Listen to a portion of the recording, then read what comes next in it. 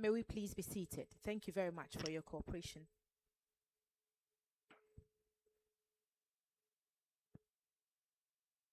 Good morning, distinguished guests, representatives of government, members of the diplomatic and business communities, development partners, investors, members of the media, ladies and gentlemen. It is my honor and privilege to welcome you to the Korle-Klottey Business and Investment Forum 2026.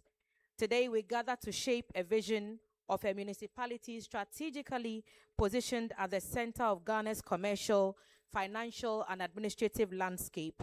A municipality that is home to thriving businesses, critical national institutions, vibrant communities, and immense untapped potential. Korle-Klottey is where decisions are made, innovation is nurtured, and where commerce thrives, and where the future of the urban economic development can be demonstrated for the rest of the country. The theme for this forum, positioning Korle-Klottey as the prime business and investment destination in Ghana, challenges all of us to think beyond what exists today and focus on what is possible tomorrow. On behalf of the Korle-Klottey Municipal Assembly, I welcome you warmly and wish you a fruitful and impactful forum. My name is Thelma Taki and I'm here with my colleague. My name is Maurice Ogbete. What about a big round of applause for those who dreamt about today, putting the necessary actions so that a vision becomes reality. Distinguished ladies and gentlemen, Your Excellencies, Nime, Name, today's event builds a bridge. On one side is the Korle-Klottey Municipal Assembly with a huge portfolio around 175 million Ghana cedis in health, infrastructural development, markets, education, and what have you. On the other side is you, our distinguished investor, our development partners who have the capital, the expertise, and the drive to make dreams become a reality. Once again, you are welcome to the maiden edition of the Korle-Klottey Business and Investment Forum. Another round of applause for ourselves. So here at the Korle-Klottey Municipal Assembly, we believe in our potentials. We believe we can do it. But we also believe in divine assistance. And so this morning, we are going to be committing this event into the hands of God. To open this program in prayer is Reverend Father Ebenezer Petu Styles. He is the priest assisting All Saints Anglican Church at Dabraka. He is yours for the applause this morning, distinguished ladies and gentlemen. Thank you very much, Reverend Father. Thank you very much. Shall we please bow down our heads and pray? Gracious ever-living Father, we thank you for your goodness, for your mercies and your grace, and the opportunity given us this morning to deliberate on issues concerning our municipality. Father, we commit this program into your care, and we ask that as the deliberations go on, Lord, may it be to our benefit and to that of all those who live in this area. I ask that your Holy Spirit will empower us, that even the decisions that are taken in this place will go to benefit all of us. May your name be praised, may your name be glorified, for we know that when we call on you, you would answer us. And so this and many others we have asked. In the name of your Son, Jesus Christ, we have prayed. Amen.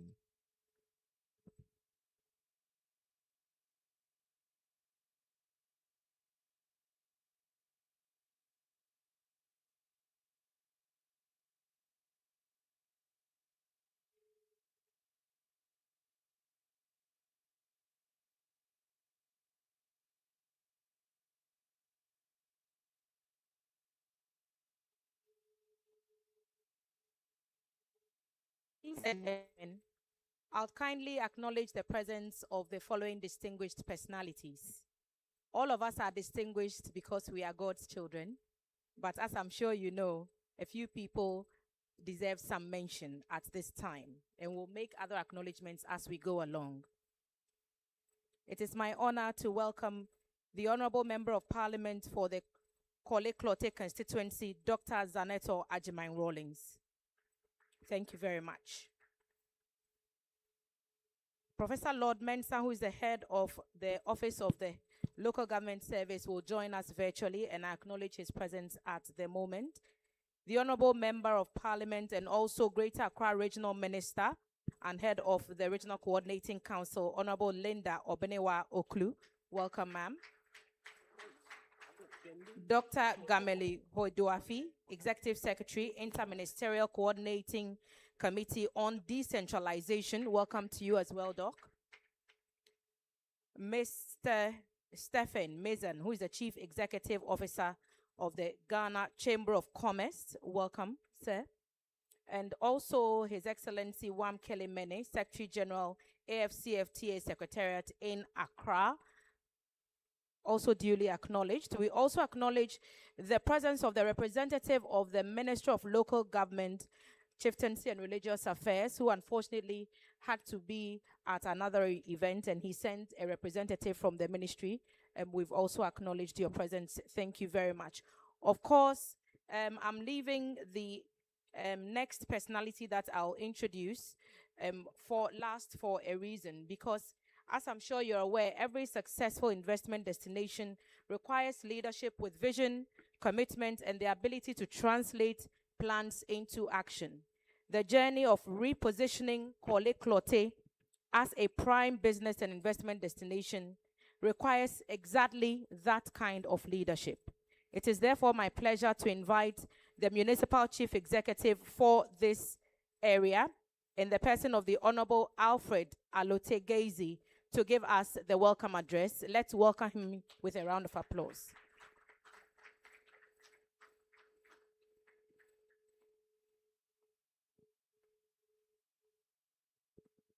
Thank you.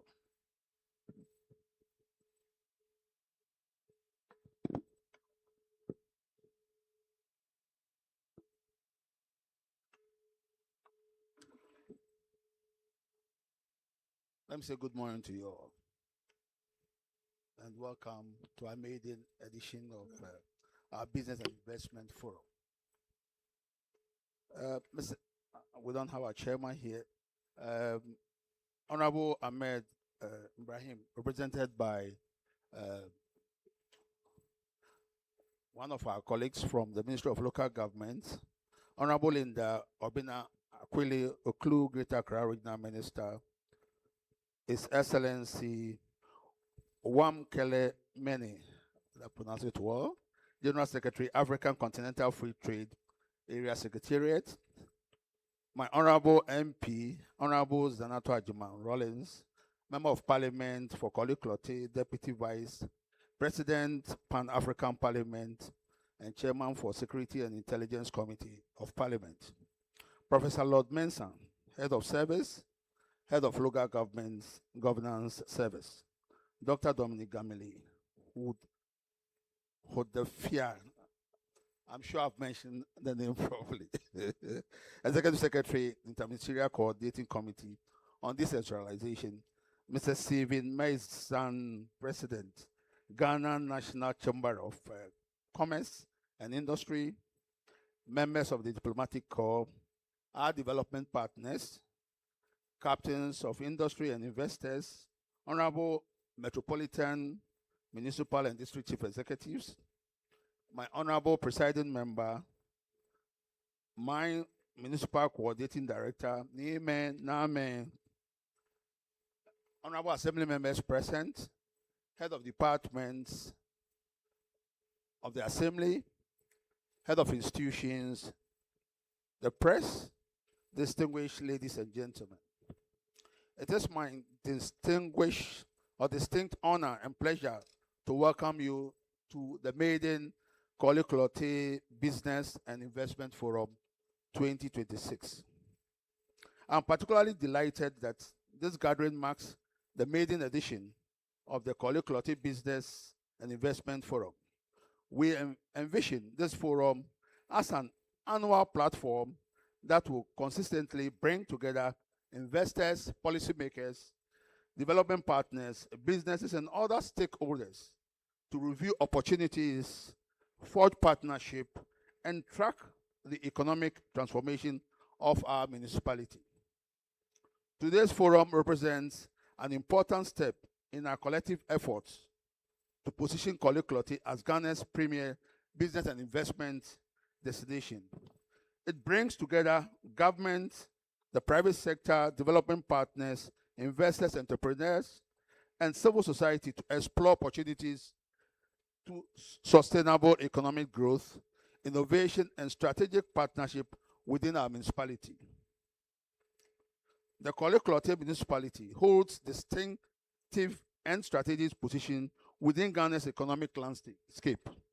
As Accra's commercial, financial, and administrative hub, our municipality hosts major financial institutions, diplomatic missions, hospitality facilities, vibrant markets, cultural assets, and the country's most important central business district.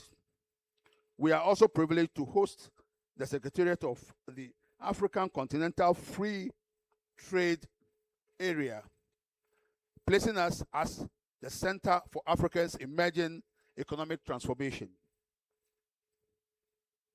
Ladies and gentlemen, the Korle-Klottey Municipal Assembly remains firmly aligned to the economic transformation agenda of His Excellency, the President of the Republic of Ghana, including the flagship 24-hour economic policy, designed to enhance productivity, expand employment opportunities, attract investment, and sustain round-the-clock economic activities.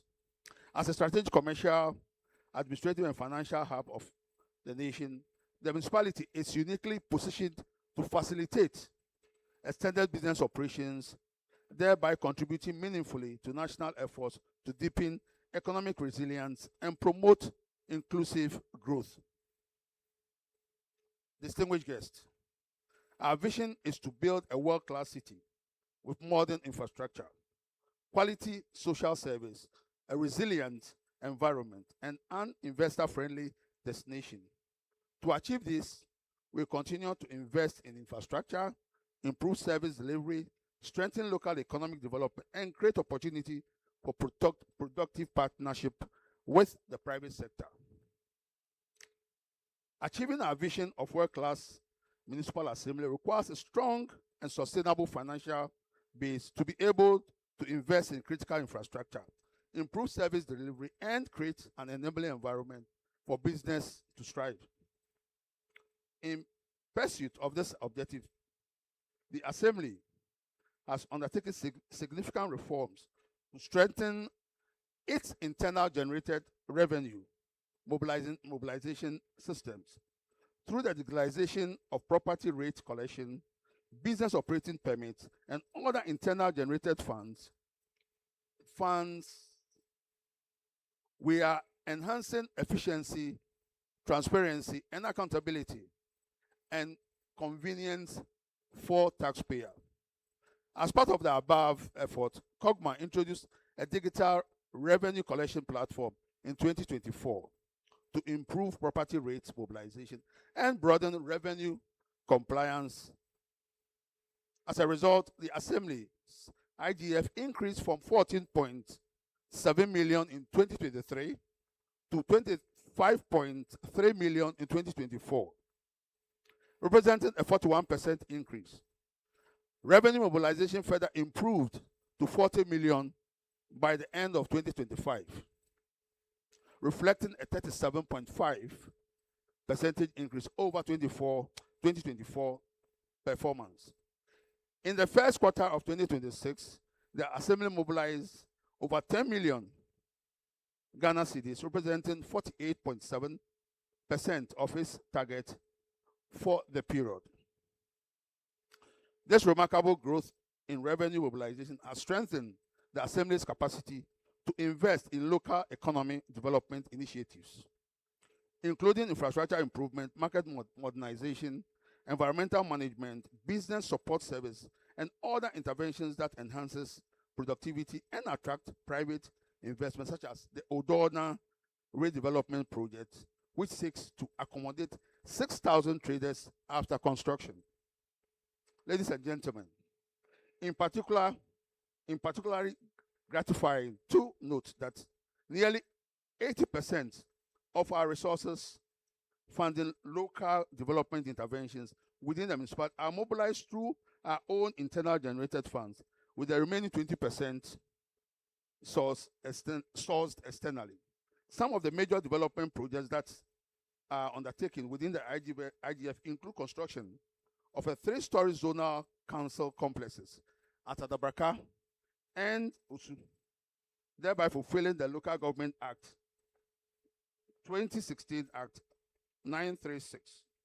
Construction of 3 stories, 184 lockable stores at Tema Station in phases to give a facelift to our market. Provision of sanitation and waste management services, urban roads, and road safety interventions, to mention a few. This remarkable feat demonstrates the growing financial resilience of the Assembly and other determinations to reduce dependence on external funding.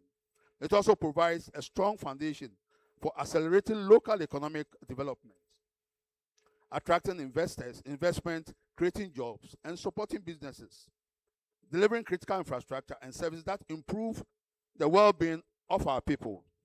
It also highlights strategic infrastructure and commercial redevelopment projects, including the modernization of redevelopment of key market centers such as Odona Market, Tema Station, Osu Day and Night Market, and the Adabraka Fish Market. These transformative projects are designed to enhance economic activities, improve trading conditions, stimulate private sector investment, create employment opportunities, and strengthen the municipal position as Ghana's premier commercial and business hub. The forum also serves as a platform to engage stakeholders on innovative financing models, public-private partnership, and investment opportunities that can accelerate development and create jobs for our people.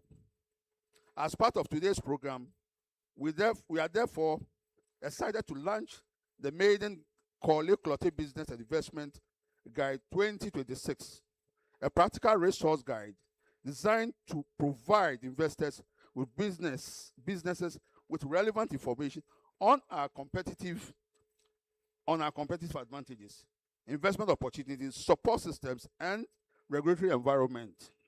We are equally pleased to launch the Sustainable Development Goals Voluntary Local Review Report 2025, reaffirming our commitment to sustainable and inclusive development.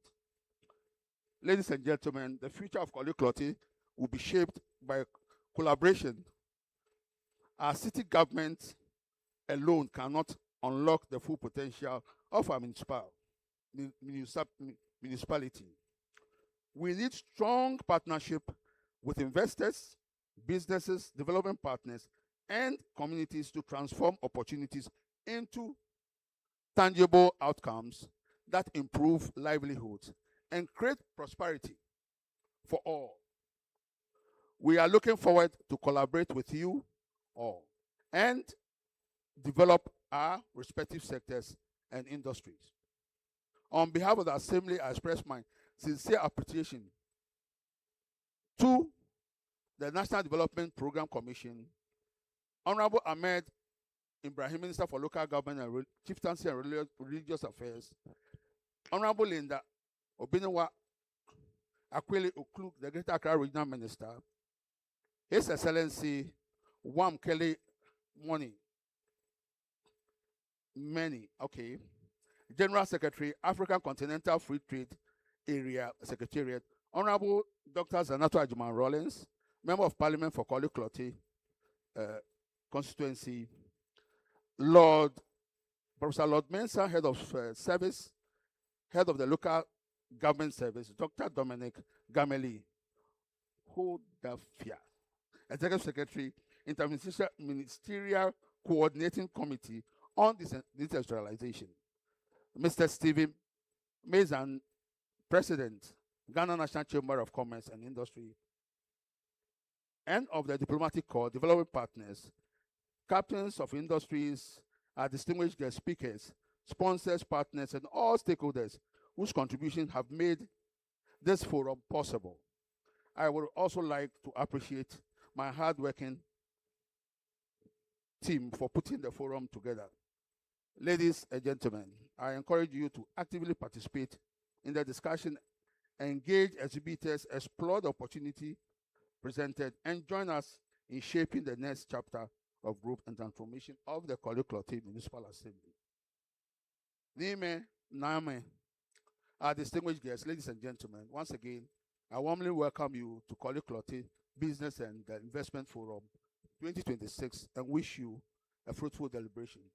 Thank you and God bless you. Long live Kogma, long live Ghana. Thank you.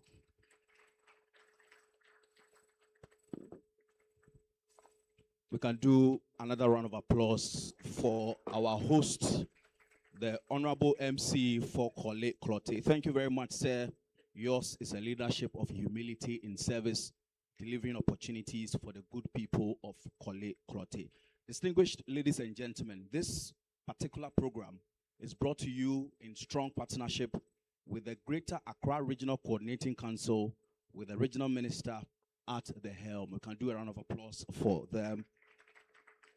We are also ably supported by the local government service, the Ghana Hotels Association, established in 1975, remaining at your service, the Institution of Engineering and Technology Ghana, the Interministerial Coordinating Committee on Decentralization, and the Ministry of Local Government, Chieftaincy, and Religious Affairs. This program is also sponsored by Alisa Hotels, where we are this morning, and the Accra City Hotels. A round of applause for them for their sponsorship. Distinguished ladies and gentlemen, our next speaker is a woman who delivers action in silence. She represents the good people of Korle constituency in Parliament. She's Honorable Dr. Zaneto Ajiman-Rawlings, MP for Korle-Klottey. Thank you very much. A round of applause for her, Doc. Thank you. So the Municipal Assembly is Korle-Klottey. The constituency is Klottey-Korle. We like to make it complicated. Good morning, distinguished ladies and gentlemen, Honorable MCE, Regional Minister, my colleague. I think to avoid butchering anyone's name and to keep it short, I will respectfully stand on existing protocols and proceed. So just to acknowledge, of course, our traditional leaders here. And we're here because of the business persons. And so I think it would be right for me to mention that you're duly acknowledged, and of course, the members of the Assembly who did so much work to make this possible, as well as all representatives. It's a real pleasure to be here. This is an idea that was born quite a while ago, and it's good to see that it has come to fruition. An idea means nothing until you can make it happen, and so congratulations to the MCE and to the entire Municipal Assembly of Korle-Klottey for making this happen. And I think that it's a really positive contribution that we have the hotel where we're being hosted as one of the sponsors. This is the collaboration that I think we're looking at, as well as I think the Accra City as well. So I would like to say congratulations for setting the ball rolling on how that collaboration can happen. Korle-Klottey, of course, occupies a very important part of our history, and we are home to some of the most important national icons, and we are, of course, the host for the Parliament House. I wonder if Parliament pays ground rent. They don't say. We're performing a very important service to you. So maybe there's an exemption there. Most of our ministries are located here, major commercial centers, the banks, the telcos. As a matter of fact, I think that you could take this municipal assembly as a microcosm of what Ghana is, because not only does it represent all facets of society, but all ethnic groups are present in this country. You will not believe who you will come across in the various parts of this constituency. It's a very metropolitan constituency, and the diversity, I think, is what adds to what's special about Korle-Klottey. Of course, we have the Kwame Nkrumah Mausoleum, we have the Christian Borg Castle, we have the Art Center, one of my very special places because of what it represents to us with regards to the entrepreneurial spirit and the expertise of our local artisans. And every day, thousands of people commute into this municipal assembly, into this jurisdiction for work every day. And they come in to trade, to seek employment. They come in for the health benefits because we have health centers over here, for the schools and public services as well. Our location is strategic, it's rich in history, it's entrepreneurial, it has culture, and it has economic significance. And these make Korle-Klottey an excellent destination for investment. As we gather today to discuss opportunities, we must also confront a very important reality.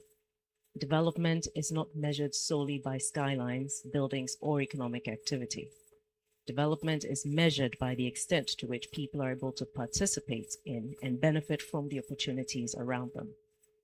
Recent findings of the Ghana Statistical Service reveal that approximately 10.6% of residents in Korle-Klottey live in multidimensional poor households.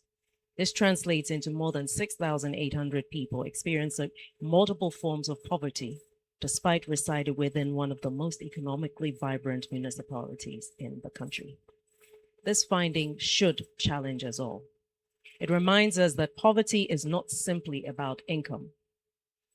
It's about access to quality healthcare, education, decent housing, sanitation, employment opportunities, and the conditions necessary for people to live productive and dignified lives.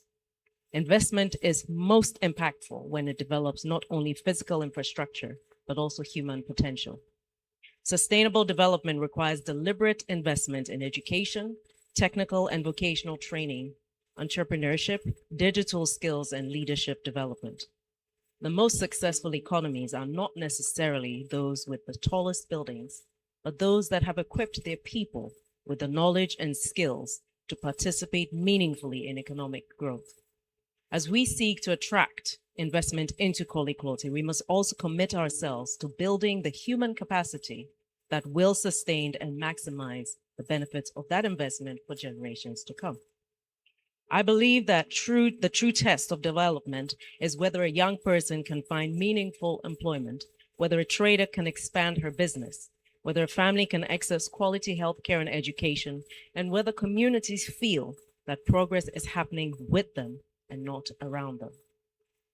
Ladies and gentlemen, the question before us, therefore, is not whether Korle-Klottey deserves investment, but the real question is, what kind of investment do we want to attract?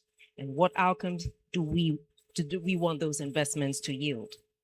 We need investments that build on our human capacity. We need investments that create jobs. We need investments that support small and medium-sized enterprises. We need investments that strengthen local industries and entrepreneurship. We need investments that improve urban infrastructure and public services. We need investment that supports innovation and technology. We need investments that contribute to environmental sustainability and climate resilience. And above all, we need investments that improve the lives of the people who call Korle-Klottey home. As we pursue investment, we must be deliberate about protecting the people and communities that have shaped Korle-Klottey for generations. Development should not mean displacement. Growth should not come at the expense of the very people whose hard work, resilience, and entrepreneurship have sustained our communities for years. Too often, urban development projects transform physical spaces while overlooking the people who occupy them. The result is that long-standing residents, traders, artisans, and small businesses find themselves excluded from the opportunities created in their own neighborhoods. Development should enhance local prosperity, not erase local identity. I therefore encourage investors and developers, to think beyond business and infrastructure. Consider how local businesses can be integrated into development projects. Consider how local suppliers can be included in procurement processes. Of course, that means local businesses must have all their tax certificates and all relevant documents in place. Consider how local residents can benefit from development, from employment opportunities created by the investments. For example, where large commercial or construction projects are undertaken, deliberate efforts should be made to create organized spaces for food vendors, artisans, and service providers whose livelihoods depend on the economic activity generated by those developments. And just to add that a few months ago, I did raise this issue on the floor of Parliament regarding the establishment of businesses within the municipality that don't make provision for catering services that are within the range, the economic range of those who work there.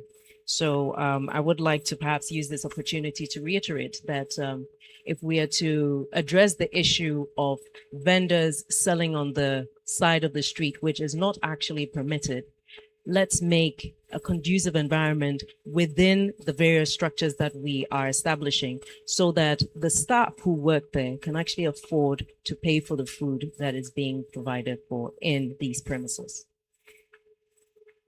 What this does then is it supports local enterprise and contributes to a more orderly and sustainable environment. The communities, traditions, and entrepreneurial spirit that define this municipality must remain part of its future. Ladies and gentlemen, meaningful development begins with listening. One lesson we have learned repeatedly is that projects are most successful when communities are involved from the beginning. Too often, decisions are made on behalf of communities without first engaging them to understand their priorities, concerns, and aspirations. We must move away from a model where projects are designed elsewhere and later presented to communities as solutions. Instead, we should embrace a model where communities participate in identifying the problems and shaping solutions. If a project is intended to serve a community, then the community should have a voice in its design and implementation. Stakeholder engagement from the onset must be taken as a given. It should not be considered as a tick box with a few people engaged just as an official issue being covered rather than the community being involved. And so,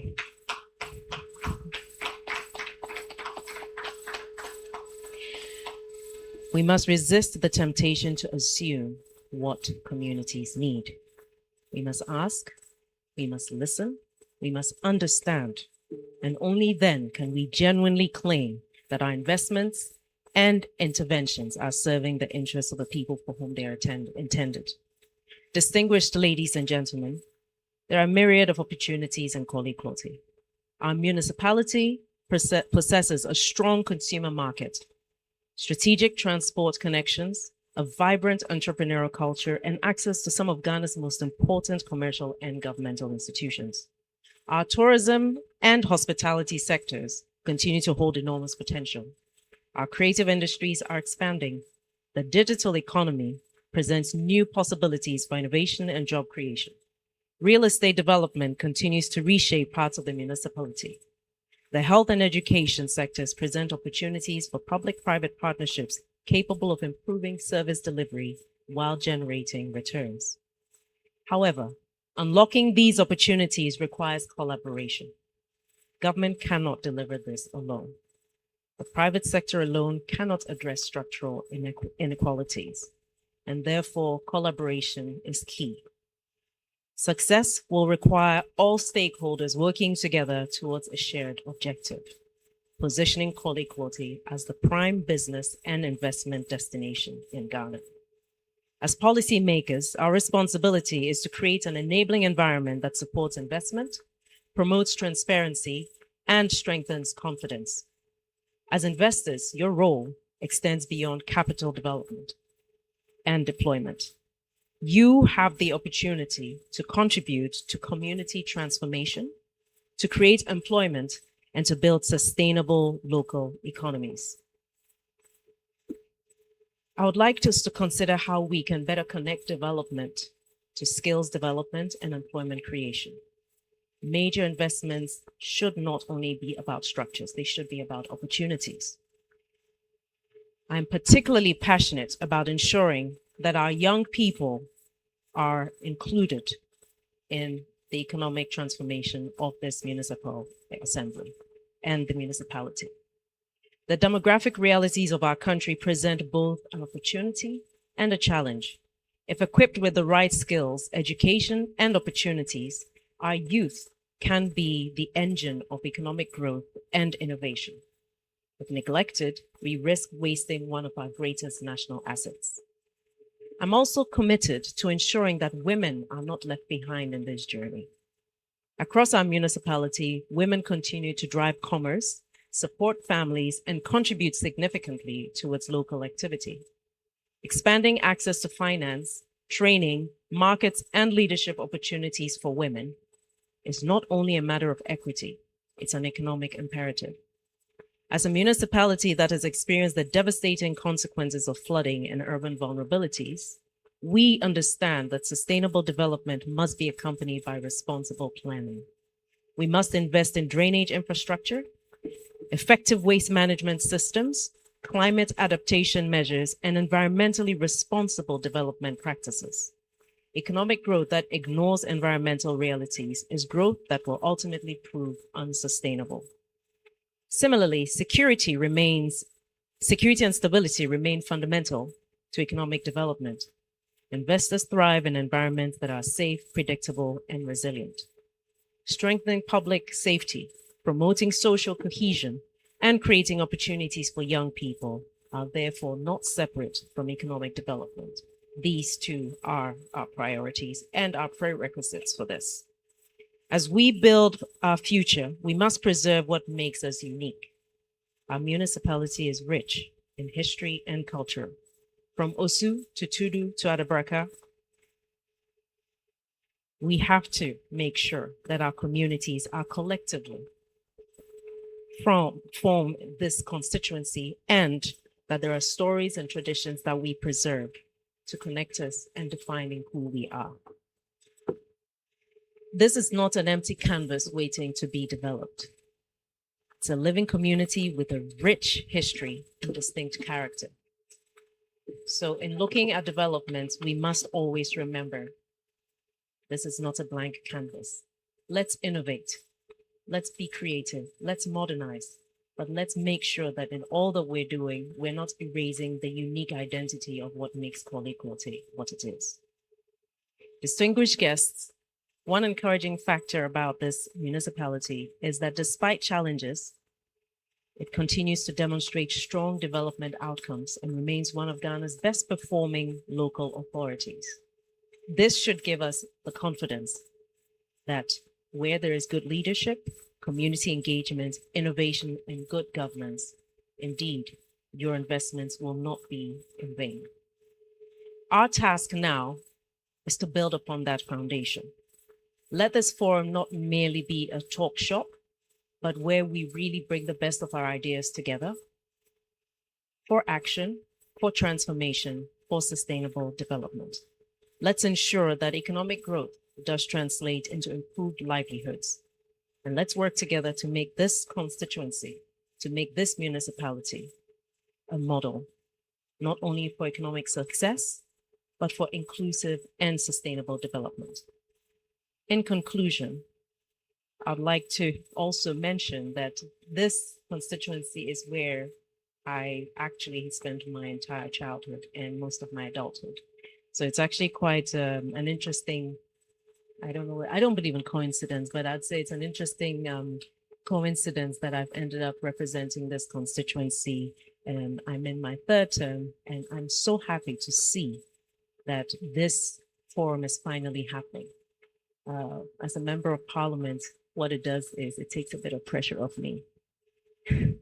Because when you have an assembly that's delivering on its mandates as far as local governance is concerned, it raises the awareness of the citizenry to the role of the assembly. And I think what it does is it serves as a way of providing a two-way accountability platform for delivery on various key performance indicators. And so, having said that, I would like to welcome you all to bring the best of what you have to Korle-Klottey. Our arms are open wide, and you have been here for long enough. You know the dynamics, you know your challenges. Let's use this to see how we can turn every opportunity into something greater and make sure we transform the lives of our people in the process. Thank you so very much. Thank you so much, Honorable Member. I found myself mentally packing my bags from my own municipality, moving to Korle-Klottey, because who wouldn't want to live near a place that has access to a great hospital? Parliament is just down the road, rich history. At the Braka Market, if anyone has any relatives abroad, at the Braka Market, anyone? Okay, don't worry, you get it.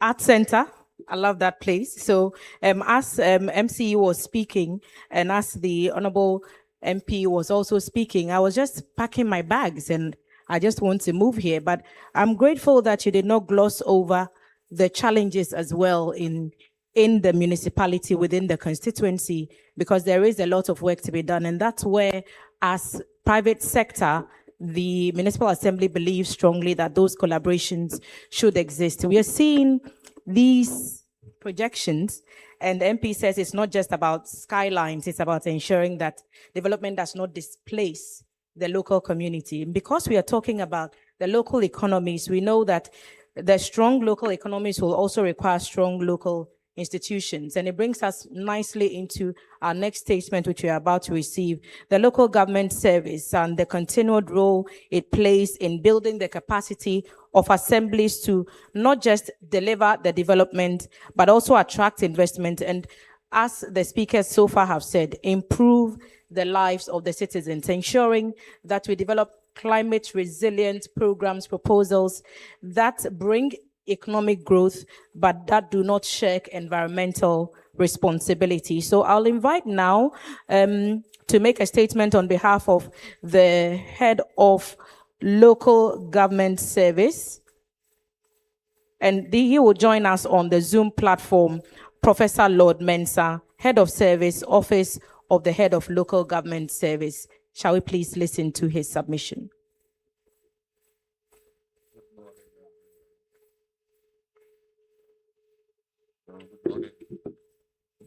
Prof. Mensah, can you hear us?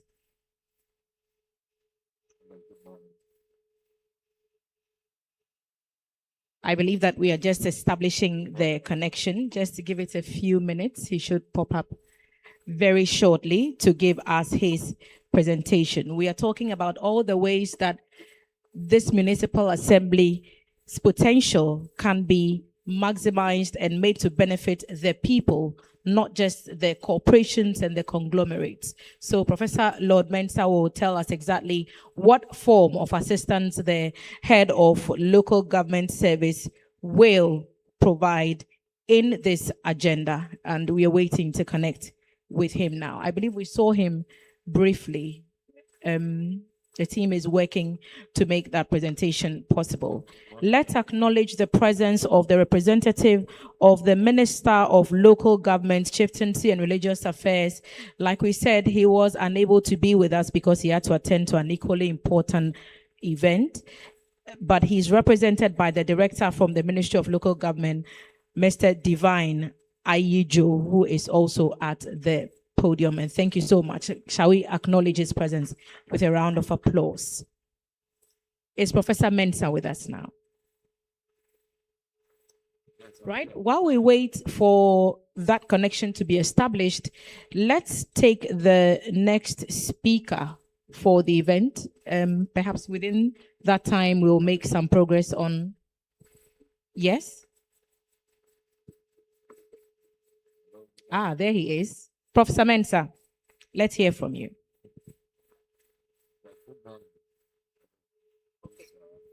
So there are some challenges with the connection, and we'll rectify them and then get his submissions on this. I believe that we can take the statement from the next representative at the table, and I'll entreat all of us, help me welcome Dr. Gameli Hodoafia. Executive Secretary, Interministerial Coordinating Committee on Decentralization. The man's name has been pronounced a number of ways. Perhaps he'll give us some education. Welcome, sir.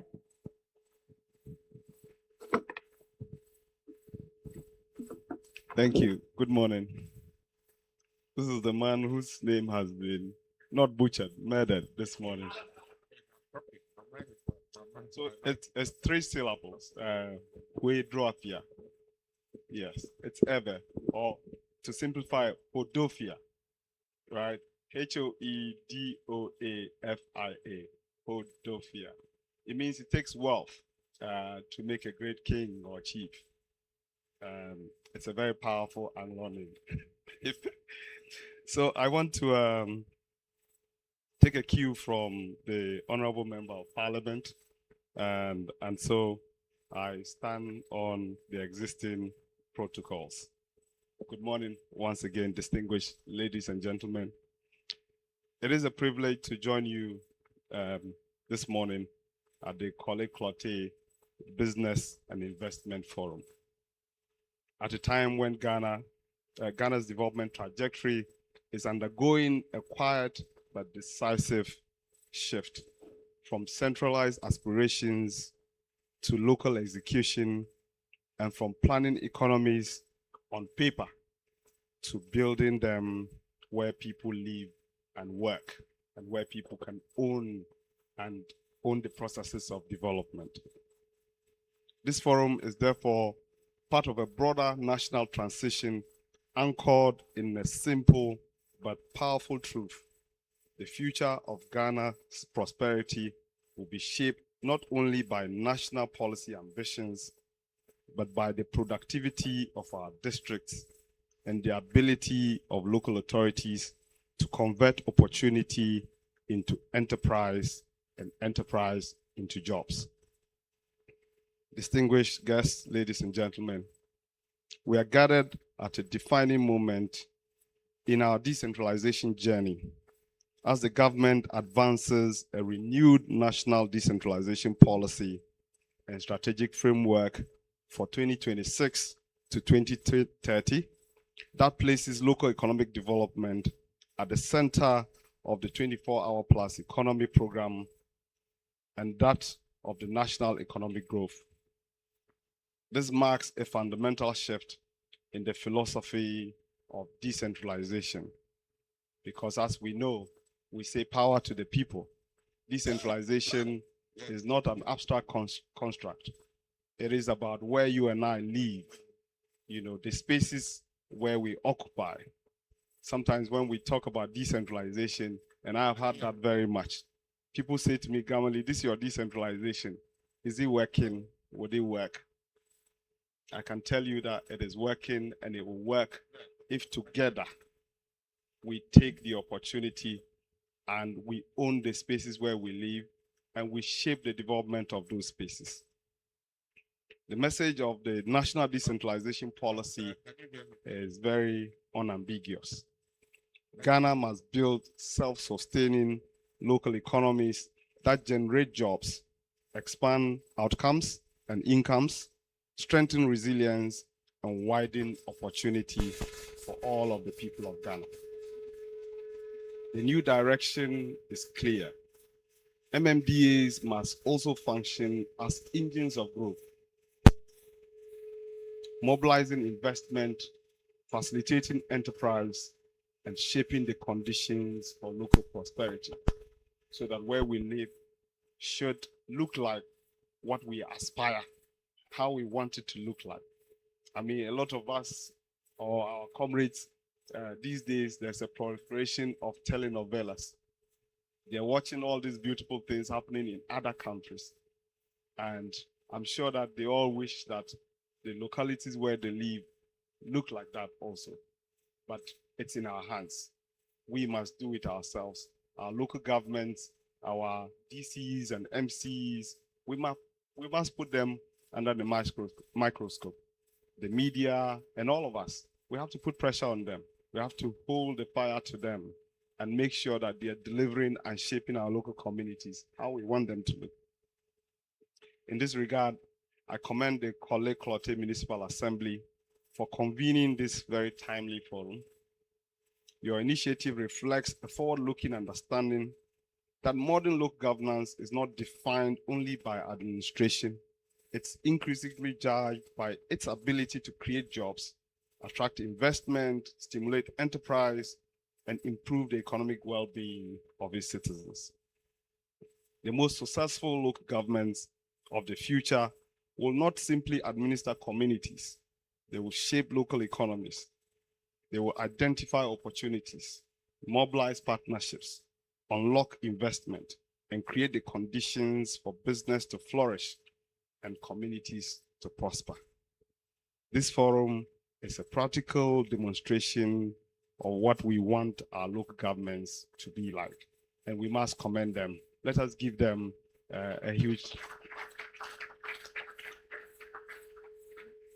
I have known the coordinating director for a long time, and since he was a planning officer, and everywhere he has been, he has brought transformation. He's gone through the ranks. Today, he's a coordinating director for Korle-Klottey, and he's doing wonderful things. Let's appreciate him as well.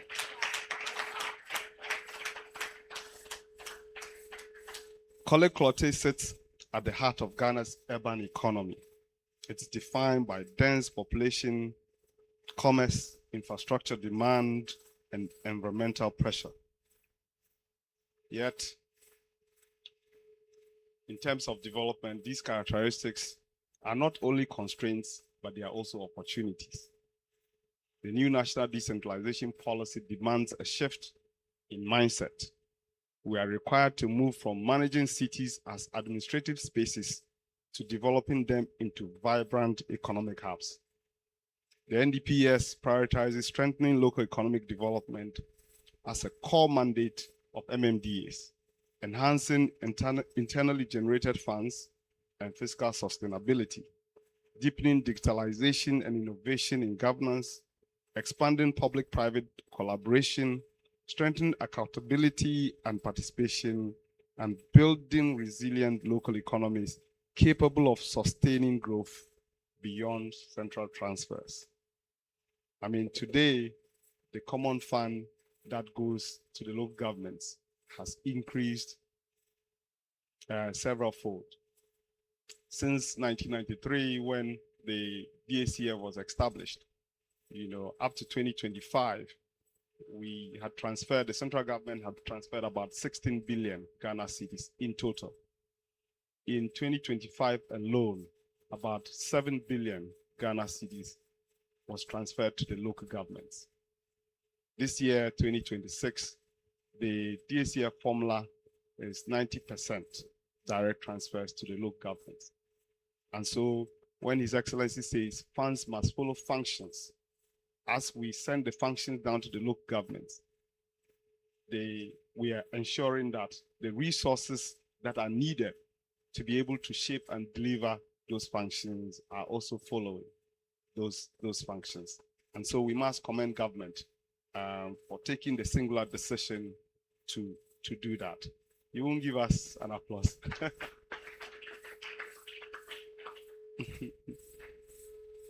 This year alone, we are expecting over 10 billion to go down to the local governments. That's a lot of resources that they can leverage to stimulate their local economies. Not money that it shouldn't be business as usual, and it shouldn't rest on the fact that more money is coming from the center. But we want you to raise your IGF, property rates, business operating permits. You have to stimulate the economy so that money comes into the municipality so that your people are comfortable. The NDPS ensures that, or calls for, significant and strategic reforms in how local governments do their business. These reforms are grounded in evidence. A few years ago, the IMCC, in collaboration with the Institute of Local Government Studies, which Prof leads, we undertook some studies, Professor Awachi, undertook some studies in the districts to map out endogenous resources for local economic development, and planning. That exercise confirmed a fundamental reality. Ghana's districts are not economically empty spaces awaiting development. They are already rich in assets, opportunities, and latent value. The challenge lies not in potential, but in the structured conversion of that potential into investable outcomes. Distinguished guests, forums like this must move towards concrete investment pipelines, credible partnerships, and actionable commitments that reshape local economies in real terms. Ultimately, every district must confront a defining question of whether they are merely administering services or actively building economies that meet the aspirations of citizens. We at the Interministerial Coordinating Committee on Decentralization remain firmly committed to supporting this transition. We will continue to work with central government institutions, metropolitan, municipal, and district assemblies such as Korle-Klottey, and development partners to deepen fiscal decentralization, strengthen institutional capacity, and position local governments as credible and competitive economic actors within Ghana's developmental architecture. Distinguished guests, in closing, let me once again commend the Korle-Klottey Municipal Assembly for setting a strong example of a forward-looking local authority and its leadership. You are demonstrating that the future of decentralization is not abstract. It is being built here through initiative, partnership, and a deliberate effort to connect governance to economic opportunity. If we sustain this direction, Korle-Klottey will not only be a municipality within Accra, it will stand as a reference point for how cities can transform governance into growth and pressure into prosperity. I wish you a successful forum with outcomes that translate into real investments, real jobs, and real transformation for the people of Korle-Klottey. Thank you very much. Thank you very much, Dr. Gameli Hodofia. He's a man who left and has returned with so much energy at the Inter-Ministerial Coordinating Committee. A round of applause for him, Doc. So now is good time to go back to Professor Lord Mensah. He's the head of the Local Government Service. Prof, if you can hear us, you can go ahead and deliver your address. All right, thank you very much. If you can all hear me. Can you hear me, please? Okay, good. All right, so please permit me to stand on all protocols to say good morning to you all. It is a great honor to address this important gathering at the Korle-Klottey Business and Investment Forum 2026 under the theme Positioning Korle-Klottey as the prime business and investment destination in Ghana. I commend the Assembly for organizing this timely initiative, which demonstrates visionary leadership and a strong commitment to local economic transformation through collaboration between government and the private sector. Among others, my statement will be briefly listed on the following thematic areas. I'm looking at the strategic position of Korle-Klottey for business and investment destination, the need to strengthen public-private partnership at the MMDA level, priority areas to position Korle-Klottey as business and investment destination, the need to capitalize on the 24-hour economy policy of government. And finally, the critical role of all stakeholders and partners to position Korle-Klottey as business and investment destination. Ladies and gentlemen, at this forum, Korle-Klottey occupies a strategic place in Ghana's economy as a major commercial and administrative hub in the Greater Accra region. The municipality hosts financial institutions, diplomatic missions, hospitality establishment, and educational institutions, creative enterprises, and emerging technology businesses. This positions the municipality as a gateway for investment and economic growth. However, potential alone is not enough. Municipalities become investment destinations through deliberate planning, infrastructural development, innovation, and strong partnership. Local governments must therefore move beyond traditional administration and position themselves as facilitators of economic growth and promoters of investment opportunities. One of my key priorities as head when I assumed duty last year was to strengthen public-private partnership across all the 261 metropolitan assemblies, MMDAs, in Ghana. As a practical means of accelerating development, government alone cannot meet growing demands for infrastructure services. The private sector plays a major role, and it is important, for delivering sustainable development. Through effective partnership, assemblies can unlock investment in market, transport systems, sanitation, housing, renewable energy, tourism, and digital services. I am therefore encouraged that this forum focuses strongly on the investment mobilization and partnership building. Distinguished participant of this forum, to position Korle-Klottey as the leading business and investment destination in Ghana, we must focus on 4 key priorities. The first, we must strengthen the local business environment.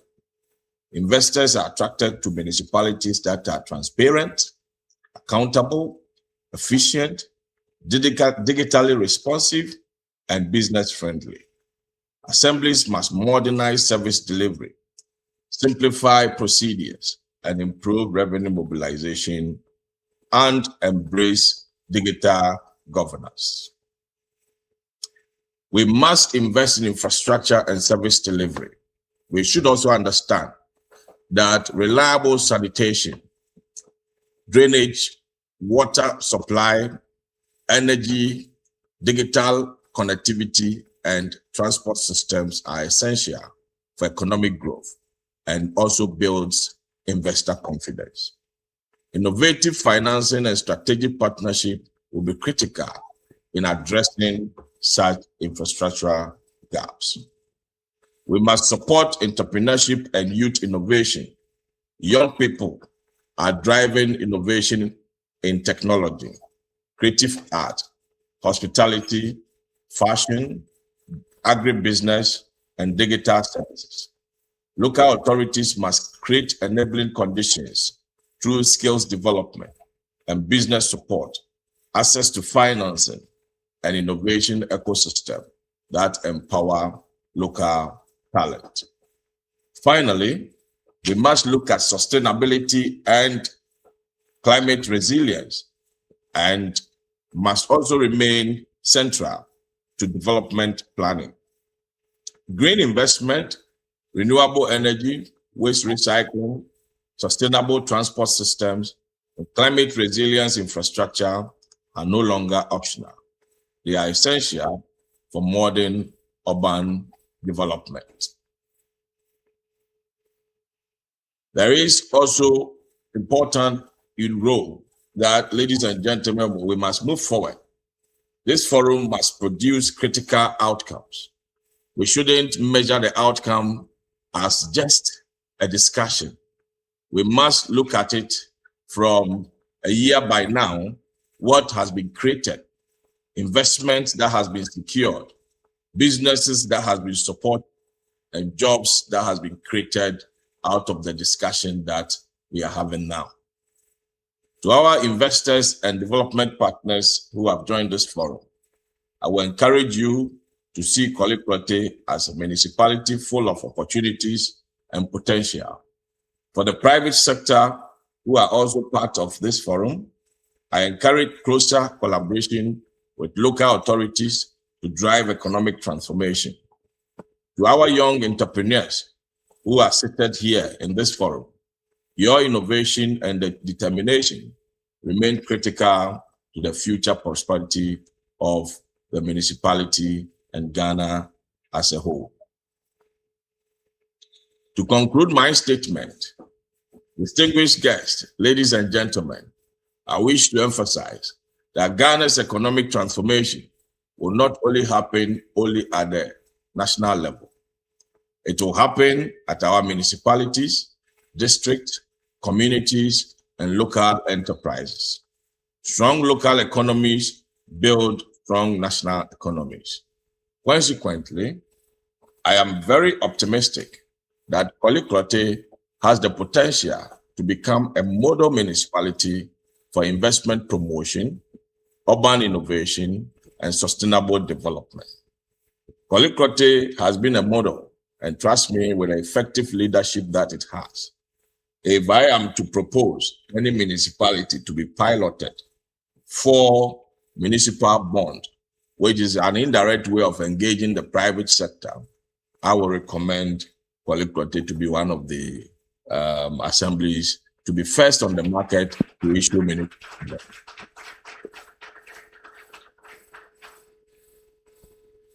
With strong leadership, strategic partnership, and collective commitment, this vision can be achievable.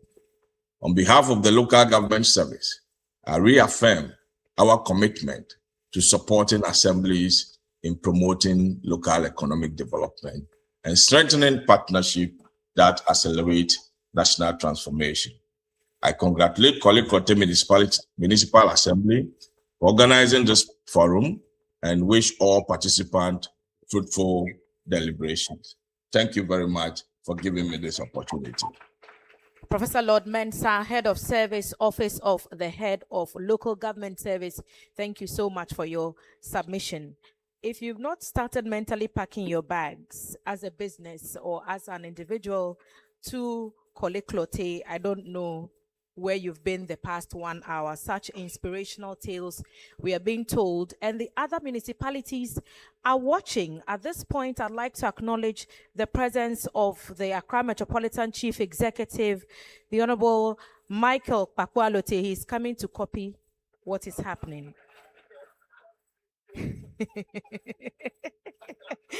The Mayor of Accra, thank you so much for making the point. Please, whose father is this? Please, whose son? And he's not here alone. The Ayawaso West Municipal Chief Executive, Dr. Michael Mensah, is also here. So thank you for joining this Business and Investment Forum. I'll also acknowledge the presence of Professor Awotri of the Institute of Local Governance Studies, who has also joined us. Thank you, sir. And members of the diplomatic community who are key citizens of Korle-Klottey, in particular mention the High Commission of the Republic of Namibia is represented by First Secretary, Political and Economic, Jacqueline Hinju. Thank you for joining us today. Ladies and gentlemen, next it is my pleasure to invite the president of the Ghana Chamber of Commerce to make a statement. And this is an institution that continues to champion the interests of businesses while promoting trade, investment, enterprise development across Africa. So as we've heard from the government side, the MC and the MP have spoken. The local government side, decentralization and local government service has spoken. But the businesses that we are hoping to attract are also represented, and the chamber will speak in their stead. Let's welcome Mr. Stefan Mezan, President, Ghana Chamber of Commerce, to speak next.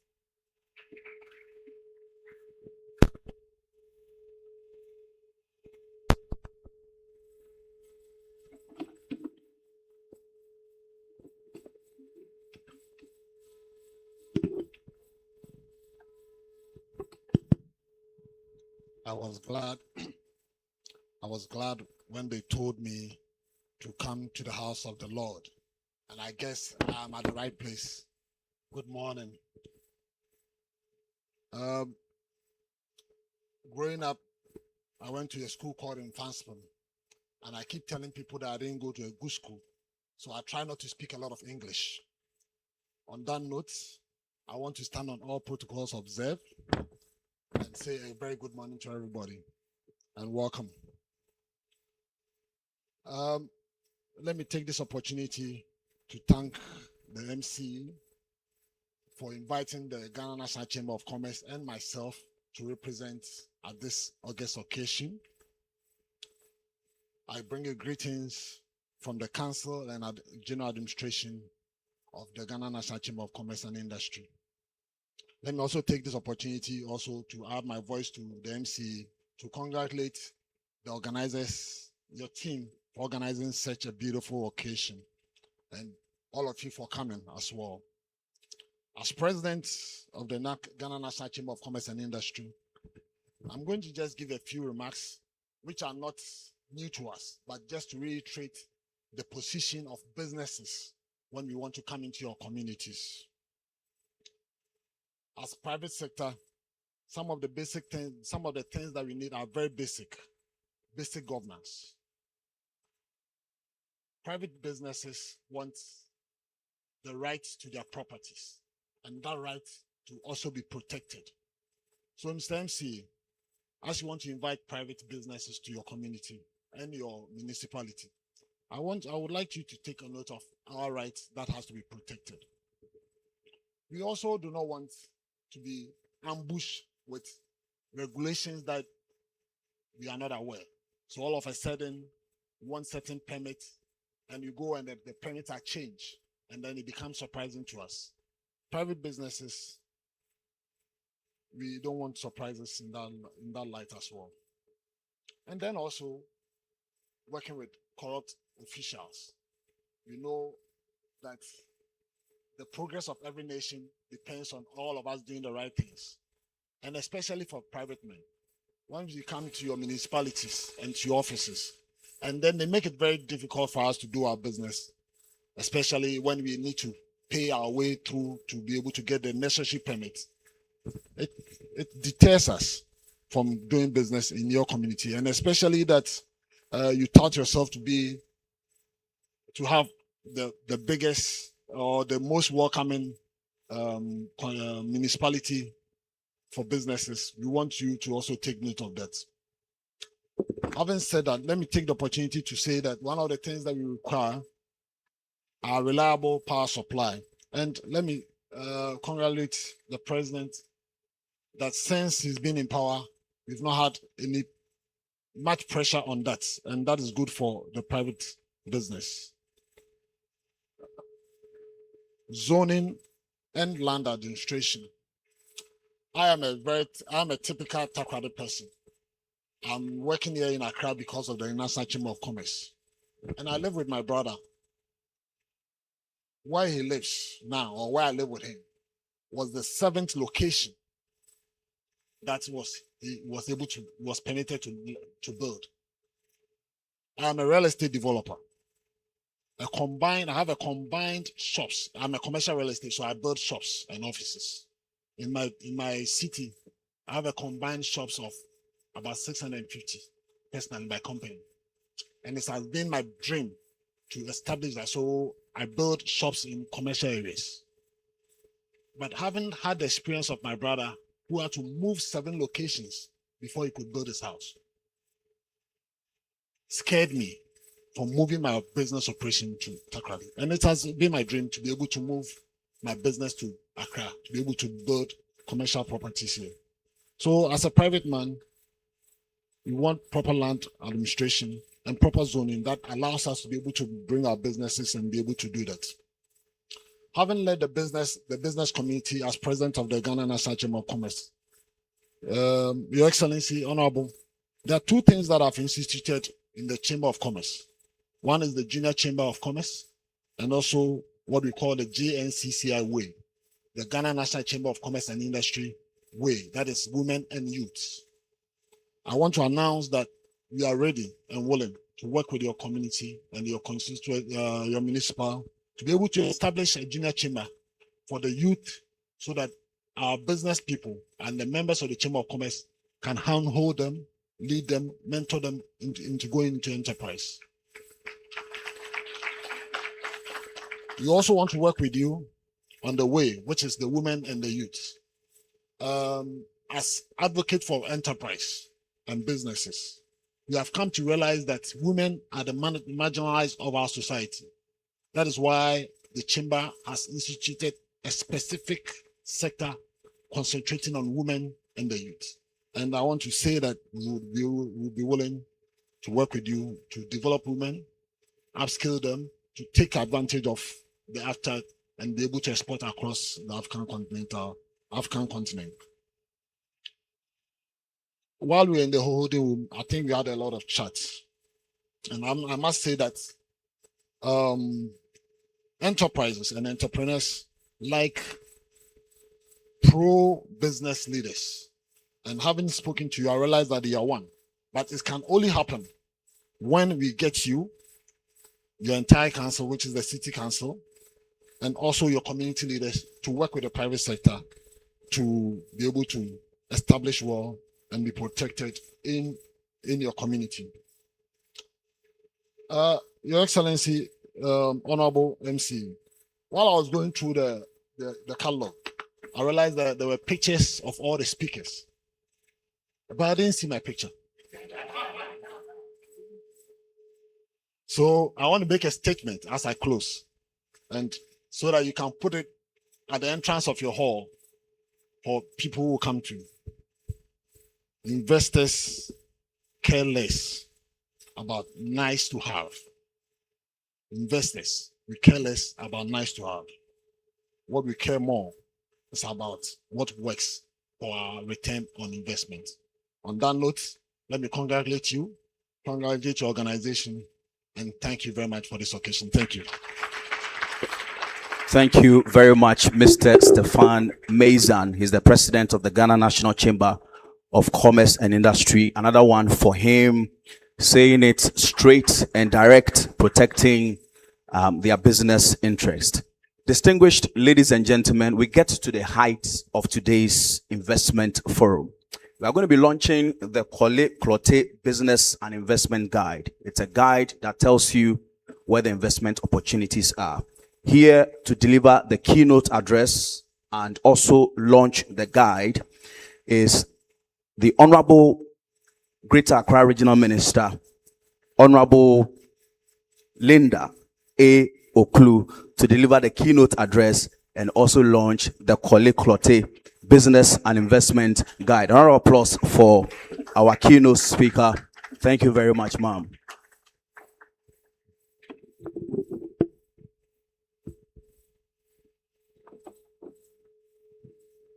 Thank you very much. Standing on existing protocols. Mayor, can you join me here as a way of exercise? I'm not sure you went to the gym this morning.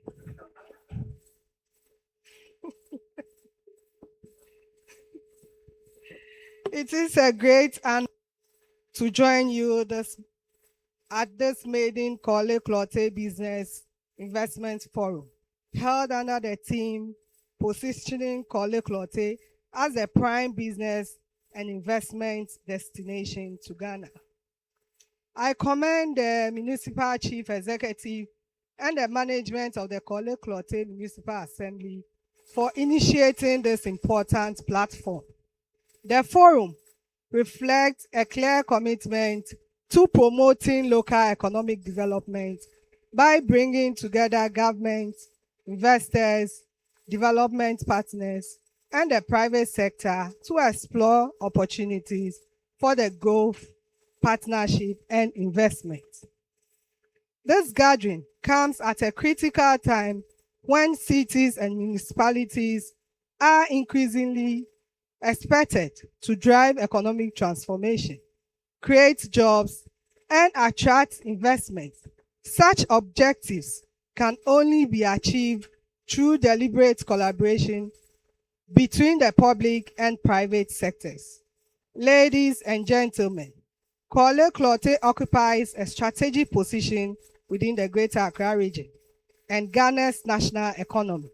The location of major financial institutions diplomatic missions, hospitalities, establishments, commercial enterprises, and emerging innovation hubs, the municipality possesses significant advantages that make it attractive to investors. However, investment is influenced not only by economic potential, but also by the quality of the environment within which business operates. Investors seek locations that offer stability, efficient infrastructure, effective governance, environmental sustainability, and a high quality of life.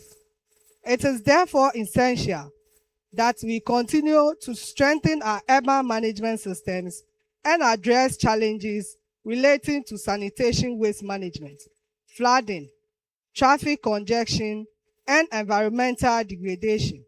These issues have direct implications for investors' confidence, productivity, and the overall determination of our municipalities. Recent flooding incidents across parts of the region underscore the importance of building resilient communities and maintaining critical infrastructure. Sustainable investments drives in communities that are safe, well-planned, economically responsible, and capable of adapting to emerging challenges. At local authorities, we must remain committed to improving service delivery, enforcing planning and environmental regulations, enhancing infrastructure, and creating conditions that support business growth and long-term investment. Ladies and gentlemen, the vision of positioning Korle-Klottey as a premier business and investment destination aligns with its broader development agenda of the government and the Greater Accra Regional Coordinating Council. It supports our collective effort to promote private sector-led growth, entrepreneurship, innovation, employment, creating an inclusive economic development. I am particularly encouraged by the forum focus on strategic sectors such as infrastructure development, tourism, hospitality, innovation, climate resilience, and the green economy. These sectors present immense opportunities for investment, economic diversification, and sustainable growth. The Greater Accra Regional Coordinating Council remains committed to supporting metropolitan, municipal, and district assemblies in their efforts to attract investments and stimulate local economic development. We will continue to work with all stakeholders to strengthen the business environment, improve infrastructure, and facilitate initiatives that enhance the determination of our municipalities. The future of Greater Accra depends on a strong partnership between government, business development partners, and local communities. By working together, we can unlock new opportunities, attract greater investments, create jobs, and improve the quality of lives of our people. As we engage in today's deliberations, I encourage all participants to share practical ideas, forge meaningfully partnerships, and identify actionable strategies that will translate into tangible investment and lasting development outcome. On this note, let me congratulate Korle-Klottey Municipal Assembly for the laudable initiative and wish the forum every success. On this note, I declare Korle-Klottey and Business Guide 2026 and the VLR 2025 duly launched.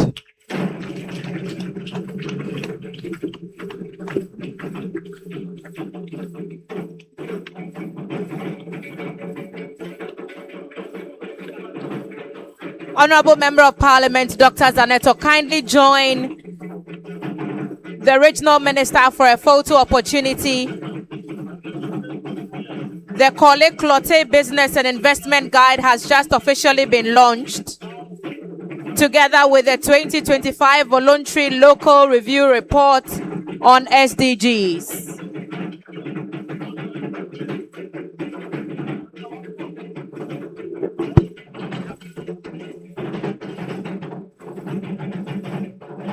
And so the business guide is a guide to investment opportunities within the municipality. There are opportunities in infrastructural development, market development, education, health, hospitality, the green economy. The Korle-Klottey Municipal Assembly is targeting to generate 175 million Ghana cedis between 2026 2029. And so we invite you, our distinguished investors, to get a copy of the advisory guide.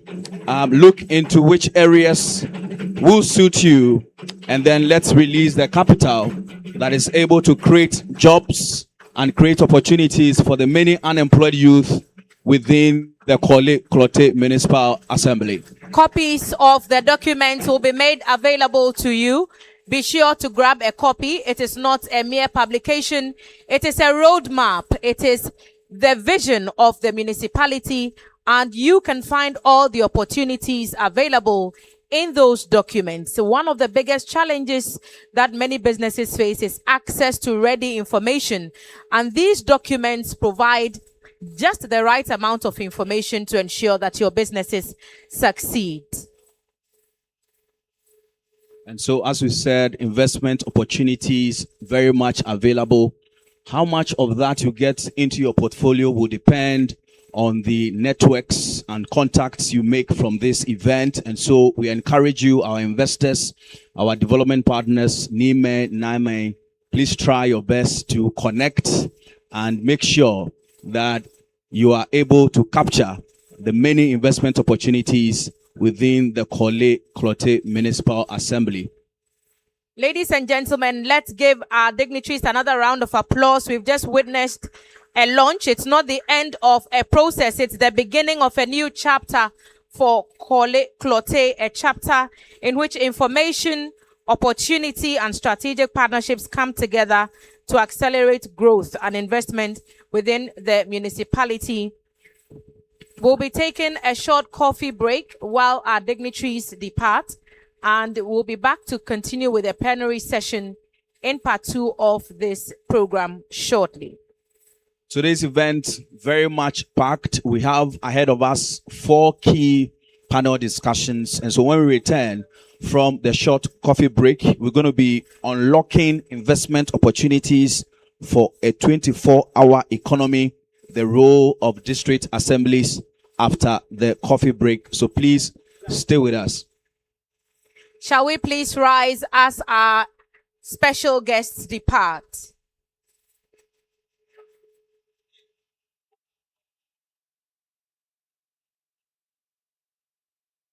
Let's remind all participants that the exhibition is ongoing outside. The Honorable MCE will be leading the delegation to go through the exhibition. Kindly join them and find out what's on offer outside this very auditorium. The MCE, Honorable Alotegezi, will be taking the team, the high table, through the exhibition. Please feel free to join them and see what's on offer. But quickly make your way back as we get into the next stage, in the next level of conversations, right here at the Korle-Klottey Business and Investment Forum 2026.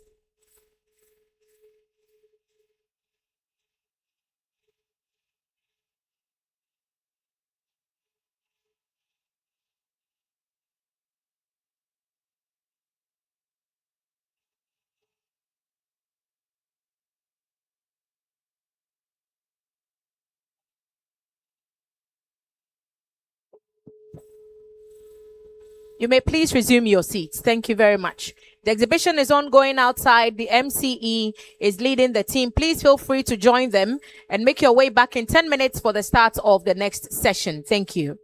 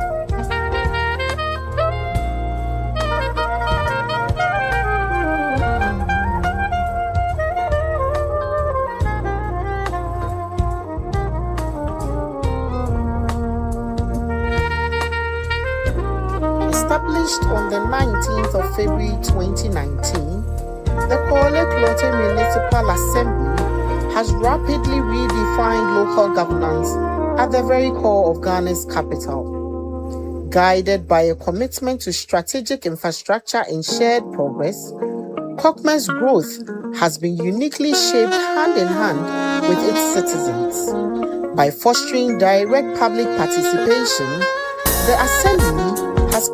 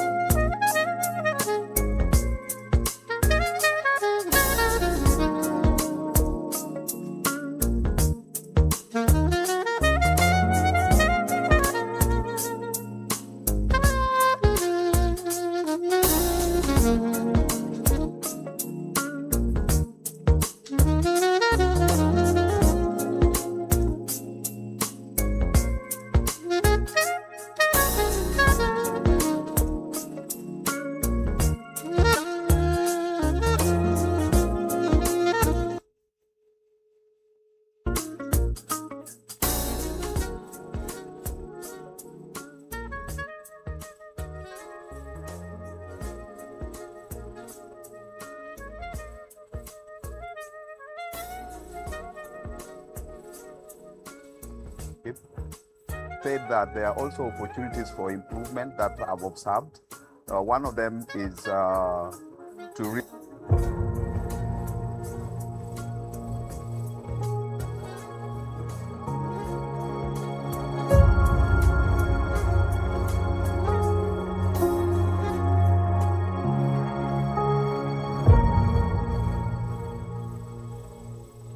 established on the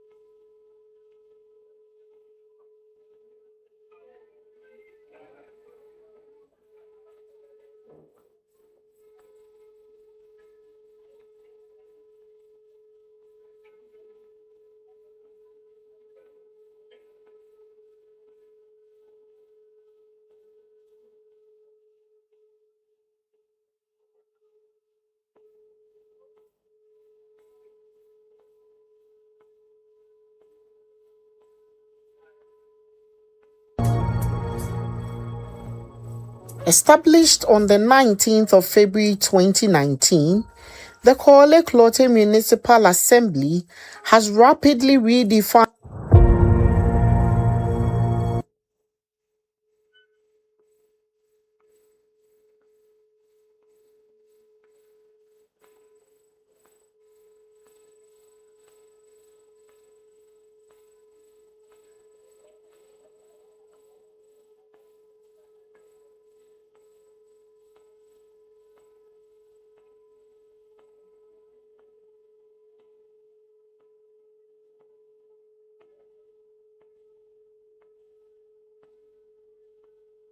infrastructure and shared progress. Kokme's growth has been uniquely shaped hand in hand with its citizens by fostering direct public participation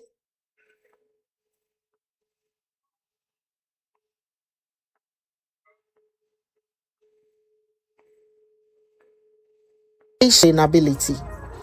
This intentional development has unlocked vital employment and generates thriving revenue pipelines. As we gather for this year's Business and Investment Forum, we invite you to explore the modern investor-friendly powerhouse that is Korle-Klottey. The reason why we are interested in the PPP project with the municipal, as in Korle-Klottey municipality, is because I think PPP gives, the private party or, BNAB, Ghana Limited,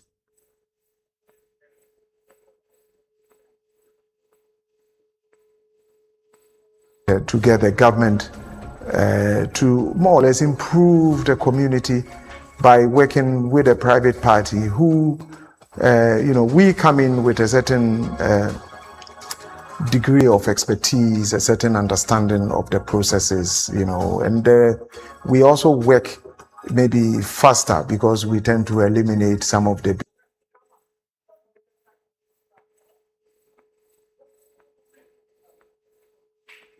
the reason why we decided to party with Korle-Klottey Municipal Authority. My name is Ebenezer Perry Ofori, and the Municipal Director for the Korle-Klottey Municipal Education Directorate. This is a directorate of basic schools, secondary schools, and a few TVET schools. They leave the community. and leave those who are not striving to live there. So sometimes very challenging. We are trying to manage, to train the youth in vocational skills, from hairdressing to manicure, pedicure, to sewing, baking. There are a lot of things we are trying to train the youth. But most of them also are just JHS leavers. So sometimes it's difficult. But we are encouraging them that they should take up with skill training so that could then transform whatever they are at the moment into a higher earning bracket. The MP made a key observation in his submission about ensuring that the local communities benefit from the opportunities that are being marketed at platforms like this business forum. How do we ensure that Aboboy Ketatale seller at, down the road that people know benefits from this without their livelihoods being taken away and replaced by the skyscraper mentality? Like the IMP said, we're encouraging developers to incorporate eating areas, restaurants that will accommodate such low-income earning caterers, where even those working within those establishments who can afford. So once we develop and look at the comments around the area, we also try to incorporate that into the development. For instance, if we are developing the Osu Day Market, what we intend to do is to look at what is thriving now and then make it a priority. The rest will be secondary if they want to do other things. But our target is to make sure that we don't leave them behind, like the MP said. Whatever we are doing, we dialogue with them, we meet with them, we will look out for what they need, and that is incorporated within any development that we are doing. For skyscraper, like you're saying, if we have such facilities, you can then engage them to sell there without displacing them. Your IGF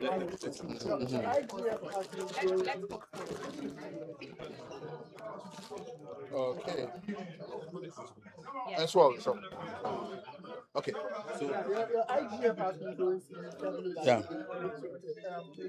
With initiatives like this, how do you impact IGF? We are hoping that when you have such developments, we have levies that we levy for every stage of development. Planning, permit to build, permit to inhabit. Then after that we have property. Once the property is up, there are rates. And then we also have the business itself, we have rates for it. So as we develop, our income goes up because currently where probably you find residential area that has been rezoned for a commercial property, once the commercial property goes up, there are revenue streams that we can get from it. So that would add to our IGF, the growth of our IGF. For the investor who's attending this program, which areas, which sectors have the low-hanging fruit that can be tapped into instantly? Instantly, we are looking at estate development. There are a few places that need to be redeveloped. We have like the indigenous areas that we are trying to also speak with them and see how we can then redevelop the place. But mostly we are looking at the upper areas where we have already developed. And we need to redevelop the place. Those are the places we are asking that they look at, and then probably they could then develop the place. The Chamber of Commerce made a key observation for businesses, and it's with the permits, you mentioned permit. He talked about corruption among officials. Hopefully, Korle-Klottey is not guilty of that. But they also make key observations about land ownership and the difficulties that we have. We know that the land tenure system is difficult. How do you cooperate or collaborate with the traditional authorities who own the land and have sold them to come on board this drive for redevelopment? Okay, one of the key requirements is your land permit. What it means is that it should be authenticated from Lands Commission. So with that, we are sure as municipal that whatever land you have to develop is authentic. There wouldn't be any litigation after you started your project. And we also encourage them to make sure that whatever plan they bring to us, the land itself has a title and from Lands Commission before we begin any process.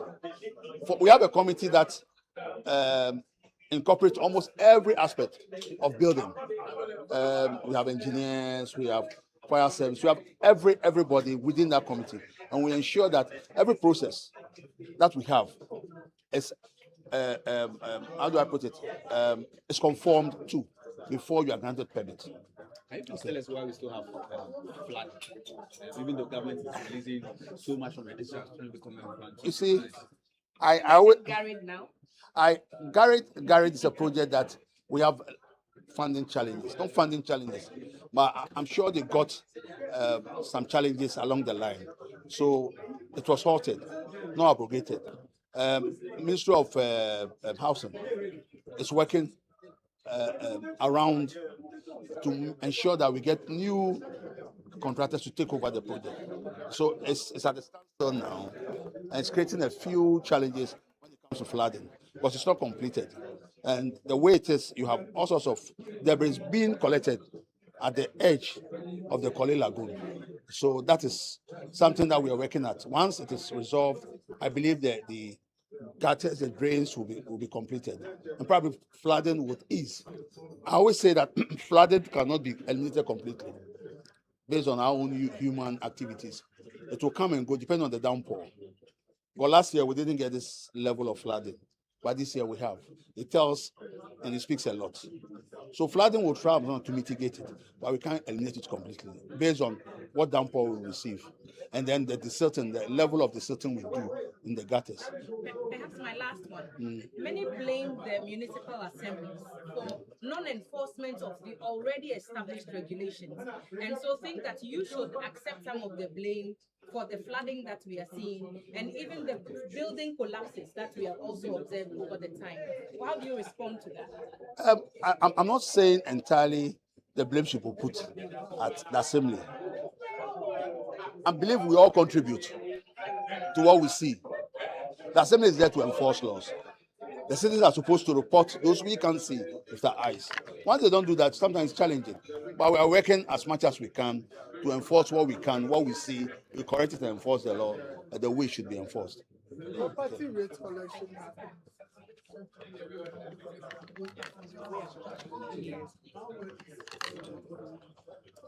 We don't have problems with property, because what we've done is to pick up every property.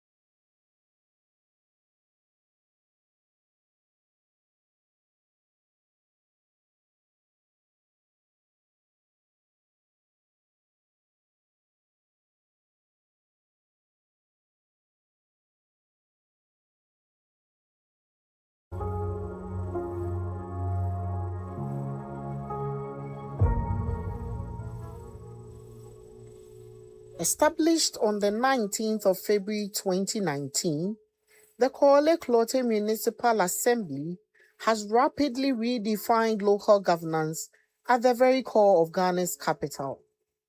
Guided by a commitment to strategic infrastructure and shared progress, Kokma's growth has been uniquely shaped hand in hand with its citizens. By fostering direct public participation, the Assembly has catalyzed robust ecosystems in commerce, education, healthcare, and environmental sustainability. This intentional development has unlocked vital employment and generates thriving revenue pipelines. As we gather for this year's Business and Investment Forum, we invite you to explore the modern investor-friendly powerhouse that is Korle-Klottey. The reason why we are interested in the PPP project with the municipal. Hello again, as in Korle-Klottey distinguished ladies and gentlemen. Can we begin to wrap up our coffee break so we commence the next phase of today's investment forum? If you hear me from outside, we getting ready to start our next phase of today's event, which will be 4 key panel discussions, which are going to be fleshing out the available opportunities, the low-hanging fruits, and what you need to do moving forward from this particular forum. So, distinguished ladies and gentlemen, can we please wrap up our coffee break? Let's make some progress. Thank you. To more or less improve the community by working with a private party who, we come in with a certain degree of expertise, a certain understanding of the processes, Moderators of the panel discussion, we also work please come maybe closer faster because to we tend to the eliminate MCs. some of the Moderators bureaucracies around for how the panel we discussion. build or develop infrastructure. And therefore, us doing that is the reason why we decided to party with Korle-Klottey Municipal May we Authority. have Mr. Richard Abankwae Japong, Doctor? My name is Ebenezer Perry. We also Ofori, have Mr. and the Desmond Municipal Appiah, Director for the Korle-Klottey Municipal Education Directorate. Mr. Haruna Mohammed, This is a directorate of basic schools, secondary schools, and a few TVET schools with one special school. Over the years, we have recorded a lot of improvements by way of academic performance, learning outcomes, infrastructure development, mostly in collaboration with our partners. Currently, the Assembly is helping us in teacher training. They're helping us to write mock for our learners who are completing. So with the support of the municipal assembly, a lot is being done in this direction. The Assembly is putting up ICT blocks, classroom infrastructure. They are painting our classrooms that are old. And they're also providing for us water systems for the schools that don't have water in their schools. We are in this direction calling on our partners and other stakeholders, community-based organizations, and NGOs within the municipality to come to our aid in the area of teacher training support, in the area of infrastructure development, in the area of assessment for our schools. And it is our belief that when these things are done, we are going to improve in learning outcomes, and education in Korle-Klottey is going to pick up and become one of the best that we can talk of. Thank you very much. My name is Dr. Linda Tremabefi, a public health physician specialist and Municipal Director of Health Services for Korle-Klottey. The Korle-Klottey Municipal Assembly has been assisting us massively. Through their support, we've been able to expand preventive health services, strengthen primary health care services, improve health quality, as well as control diseases. Health alone cannot be from the government. We require support from all partners. Let's come on board, support us to expand health infrastructure, support us to expand specialist services, the areas of health diagnostics, digital health solutions, pharmaceutical Hello services, again. Can and we wellness please centers, settle so in? that together we would ensure a healthy Can we settle Korle-Klottey in, please? for There economic is development. more Thank to you. be said at this Thank you point. for having me. My The name real is Kolela. discussions I'm the Group General will Manager begin of Alisa now. Hotels. Please I'm based settle at, in. Alisa Let's make Northridge, some good which progress. is We have a within very Korle-Klottey packed program, Municipal Assembly. and we have to make In terms judicious of business and use investment of destination, available Korle-Klottey time. ticks all the boxes in terms of security, social amenities, sanitation, and investing All in right, the so municipality welcome back here is the from ideal the place coffee because there's a break. lot of Once opportunities in again, terms of you are public-private welcome to partnership. the maiden Having edition said that, there are of also the opportunities for Korle-Klottey improvement that Business I've and observed. Investment Forum. One of them It is is the first of its to really kind look at in the how region. all the Hopefully, structures and the we will buildings could, continue connect to the main as sewer. the So years some of them go are by. not really connected At this to the main point, sewer. They're still using individual we septic. receive some And the two other is key just reviewing the presentations. zoning again, Then we'll because zoom if you into see there's a the lot panel of growth, discussions. So please settle within the in. municipality, and one of them is where the area Can we where I please am ask is the actually media now a team to commercial turn center, off but we still the find that the zoning is still promotional video, captured please? as residential. So those are some of the All right, once again, welcome back. At this point, distinguished ladies and gentlemen, we'll do our first key presentation. And the topic is creating employment opportunities through local development strategies, the role of district assemblies. To do the first presentation is my very good friend, Mr. Onuma Esiedu. He is a National Project Officer, Private Sector Development at the International Labour Organization. A round of applause for Mr. Esiedu, who kickstarts this phase of our summit. Thank you very much, sir.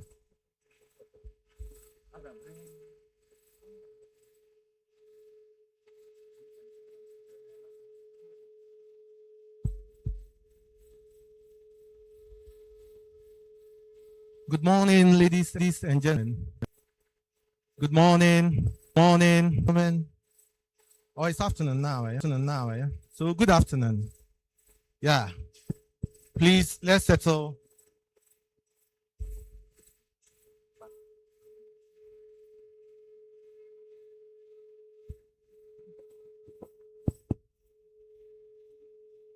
So, while waiting to have the slides, great.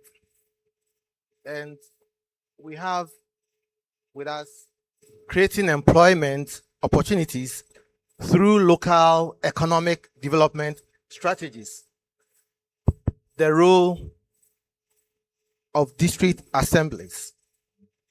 And okay, good. Okay, good. And my name is Onoma Esiedu. I work with the International Labour Organization. This topic is really important. As I was preparing for this presentation, and this morning, as I sat here listening to what was happening, you know, sometimes you can even just, these days, you don't need to be in the office to check your mail. I went onto my mail, and I work on a project. I work on a project called Productivity Ecosystems for Decent Work. And it's sponsored by NORAD, the Norwegian government, and the Swiss government. We had our first phase 4 years ago. We are expecting another phase, which will take us 4 more years. The Swiss government has indicated their readiness to support the project, and internally they have signed a contract. Norway was still waiting to sign. They indicated that they are reviewing their direction for the next 4 years. They have a new mandate. They are developing a new cooperation framework, and we need to hold on a bit. This morning I read that they are not going to support the project. Why? Ghana is a middle income country, and they are not interested in supporting middle income countries. So it brings us to that reality that as we grow, as we talk about our GDP, Ghana is growing, we are doing well and all that, we are gradually moving into a bracket where we won't be having the aid, the grants, the support that we have in the past depended on so much. So this then becomes a very important discussion this afternoon. So let me go through it and let's see what we can share. So we want to look at the definition, the stakeholders that are involved, the role of the district assembly, and we are interested in some family business perspectives. It holds a lot of potentials for growing our local economy, funding of led initiatives, and for the UN, we are interested. For the UN, we are interested in some decent work perspectives. Local economic development is a very simple one. It refers to a collaborative process through which local governments, businesses, community organizations, and other stakeholders work together to improve economic conditions and create employment opportunities within a locality. And the objectives are well known by all of us. The ILO approach looks at it from a different angle. It focuses on strengthening the links between economic growth and the creation of decent jobs through dialogue and inclusive policy process where stakeholders from formal and informal sectors play a role in ensuring that balanced and sustainable development outcomes are achieved. So it is not just sitting somewhere, planning and implementing an initiative, but engaging the local people, making sure that everybody is involved, and then the results, the benefits are also equally shared. We want to have ownership of the local people. So that is the angle that we come with. Successful led strategies require collaborative engagement. And who are involved in this case? The district assemblies. And we need to be appreciative of these so that our orientation, only with the central government delivering or supporting funding wise, will begin to change. I believe these things are not new to you, but we are reinforcing this position with these slides and with this conversation. So district assemblies, yes, the private sector businesses, community-based organizations, traditional authorities, yes, traditional authorities can also provide some support. They provide land, they provide a lot of other resources, financial institutions, educational and training institutions, and I'm interested in this a lot. So I highlighted it. Development partners and NGOs, local residents. So everybody. But it depends on how the promoter, the district assembly, or the municipal assembly engages all these partners collectively or collaboratively to achieve the aim of local economic development. Where do we start from? It must start from aligning a strategy. That is important. We need a strategy. This morning, we have witnessed a number of remarks talking about very beautiful things, ideas around how to improve local economic development, how to grow the municipality. And this must happen in a framework. So we need some kind of led strategy. And I believe the municipality has one. However, it is anchored in something. When you are developing a strategy, a led strategy, you are anchoring it in something. And what are some of the things that you want to anchor it on? You are empowered by the Local Government Act of 1993, 462. And we have other things. We have the development, the medium-term development plan framework. We have the SDGs. And I was happy to hear that the district is interested, or the municipality is interested in voluntary local review report on SDGs.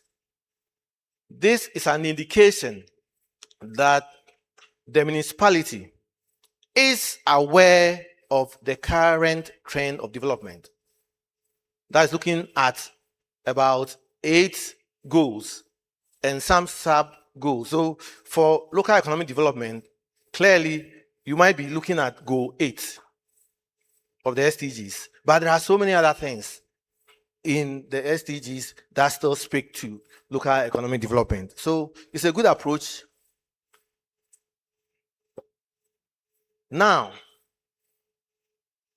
we want to look at the role of the district assembly in creating opportunities through led strategies.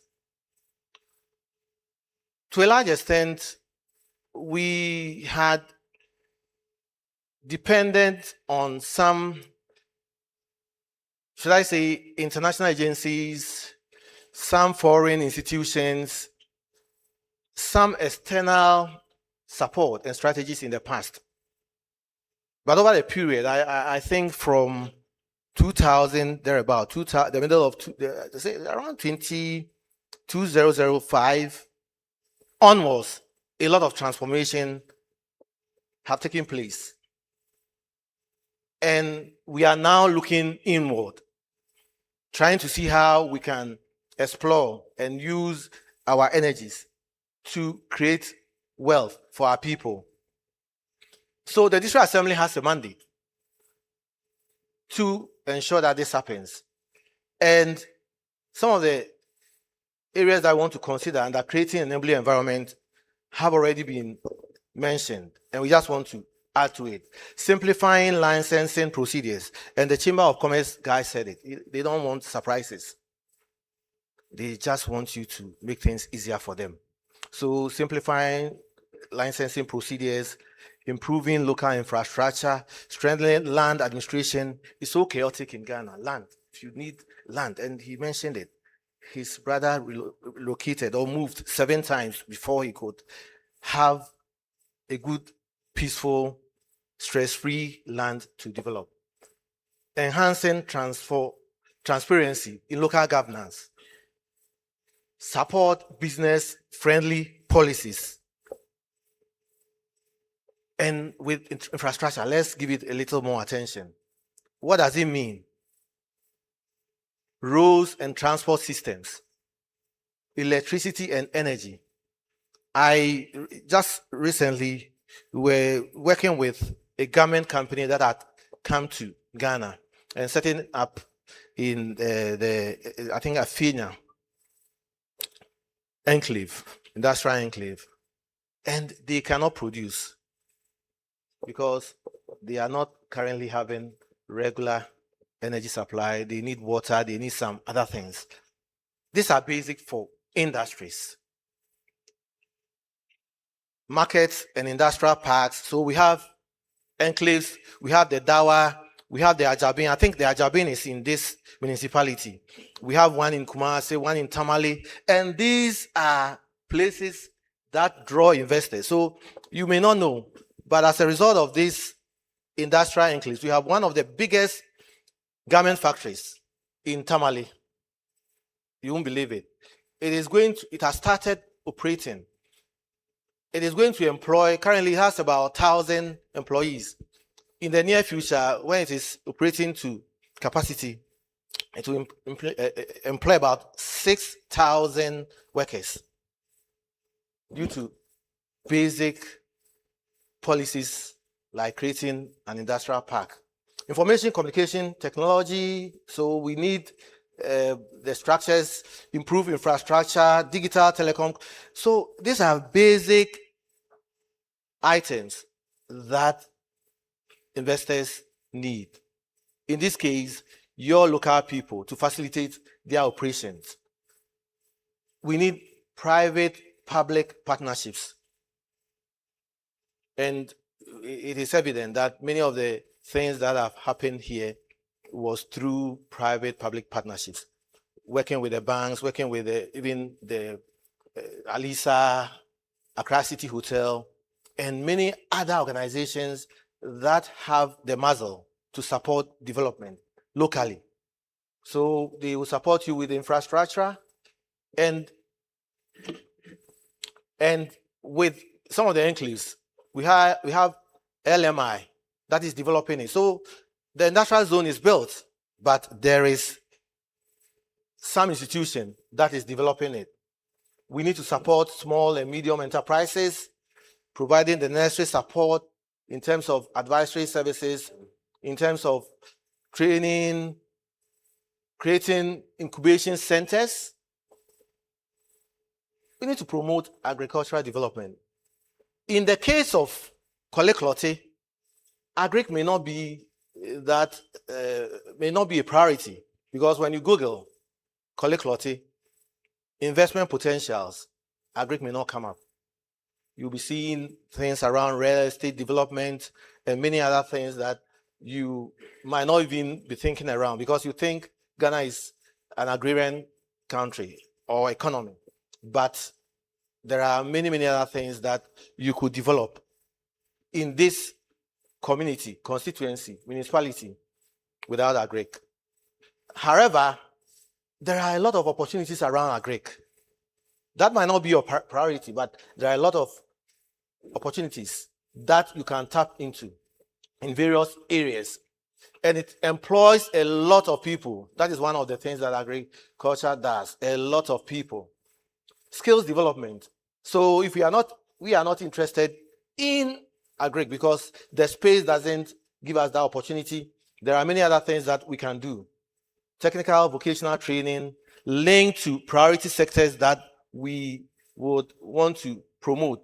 Apprenticeship programs, digital skills training, and so on and so forth.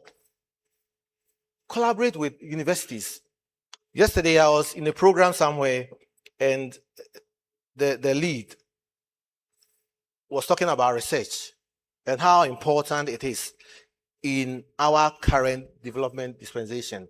And he asked that we Google to find how big organizations work with universities to develop products and sustain it and improve upon it. And it is amazing. Many of the big universities have these collaborations. Are we having similar collaborations in Ghana? No. In fact, the universities are very busy doing very good things.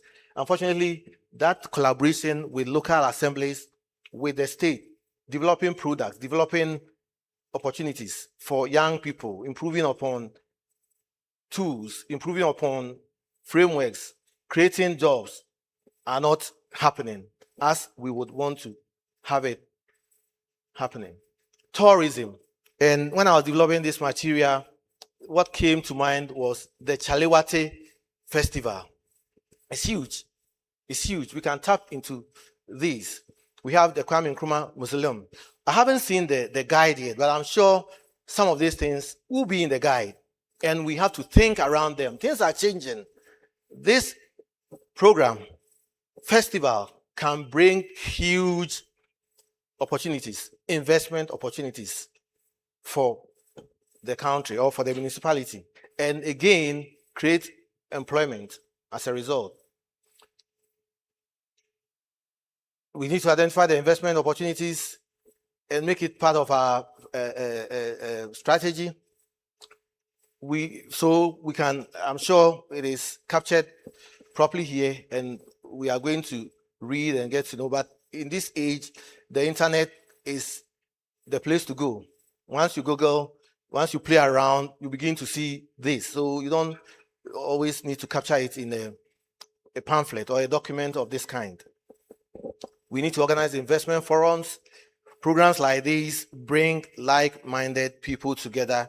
We connect, we create, and we move in that direction that we want to be.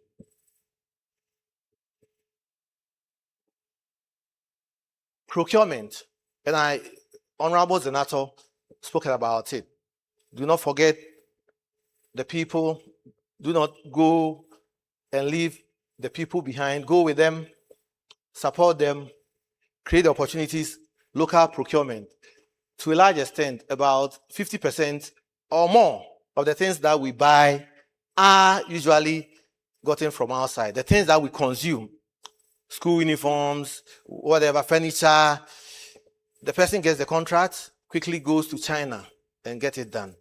We are encouraging you that we should look within local procurement. So, Korle-Klottey can do a lot by supporting the local artisans, the local investor community, enterprises to be able to be competitive and also get the opportunity to supply, to participate in local economic development. We have mentioned industrial enclaves, and Dawa is one of the important industrial enclaves that we can work around. And I think Ajabin is behind the cocoa board. That's where the Ajabin enclave is. Yeah, it is It doesn't have that space that Dawa and Co has, but we can develop it. I've been going there. I have some companies that I work with there, and we need to improve that facility. So if it is in this municipality, I encourage the district assembly to focus on this industrial enclave. It has a lot to offer. I think we shouldn't forget about green. It gives us a lot of opportunities, whether it is recycling. Some time back, we had a dump that has the biggest waste in terms of electronic waste.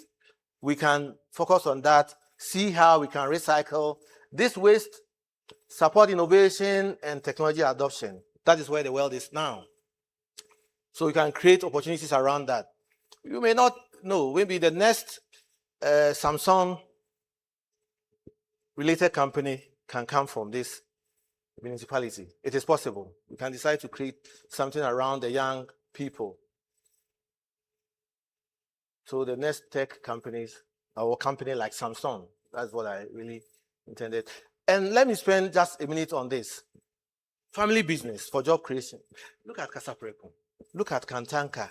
Look at Melcom. Look at Tobinko. I know of Siam Tata Brewery, gone with all the entrepreneurial abilities. These we have about 1,000 of such examples all around.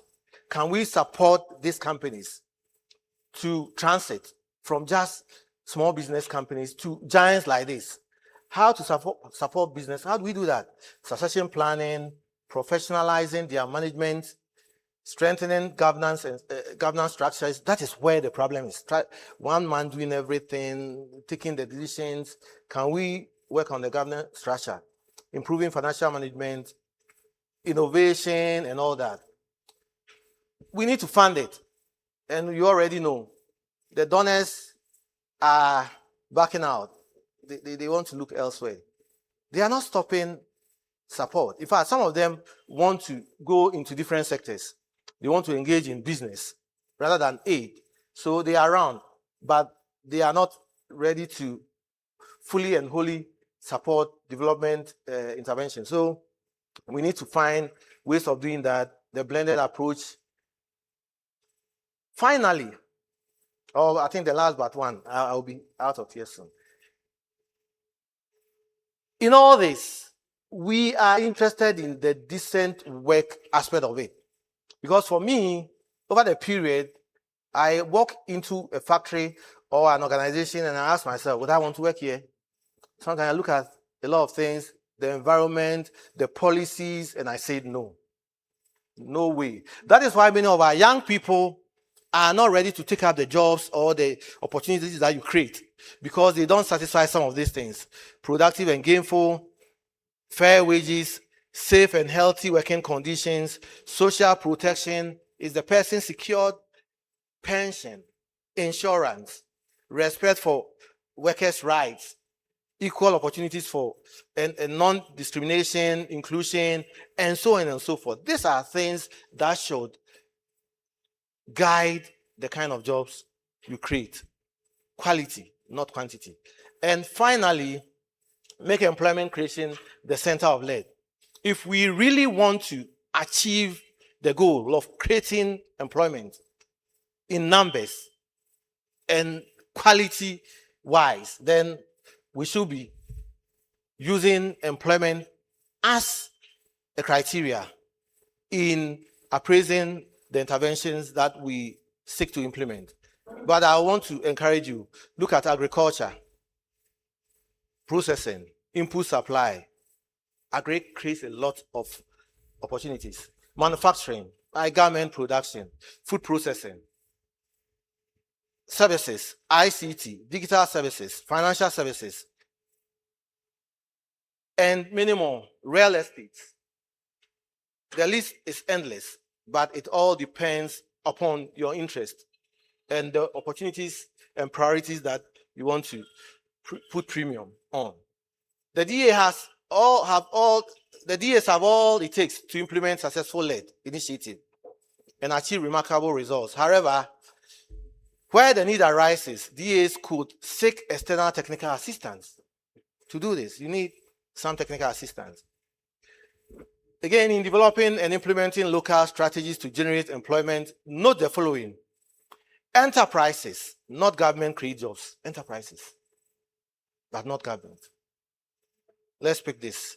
However, public policies are central in creating an enabling business environment and in setting incentives and addressing constraints to the action of private agents. I think there's something there. It is important not to just look at the numbers, the last 10, but also the quality, decent way. Let's take this one too. Thank you for.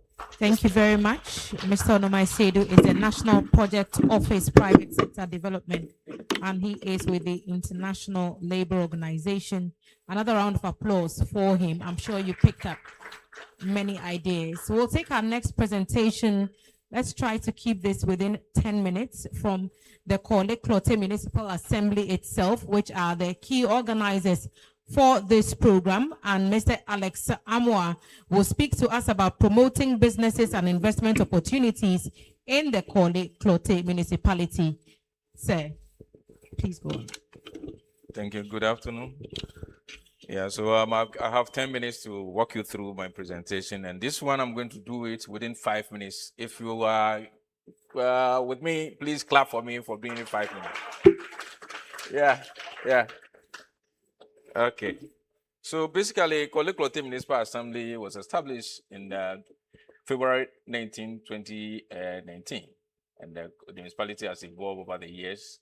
We have also come of age to really now invite all of you to come and share with your experience and how to grow this municipality to become meaningful and a successful one that we can compare ourselves to maybe Joburg, Cairo, and the rest. My director told me that now we are not going to do anything without moving to the 5-star municipality. So we are 5-star. Please clap for us again. Okay. So as we are well aware, our municipality is located within these boundaries as we have within the municipality. We have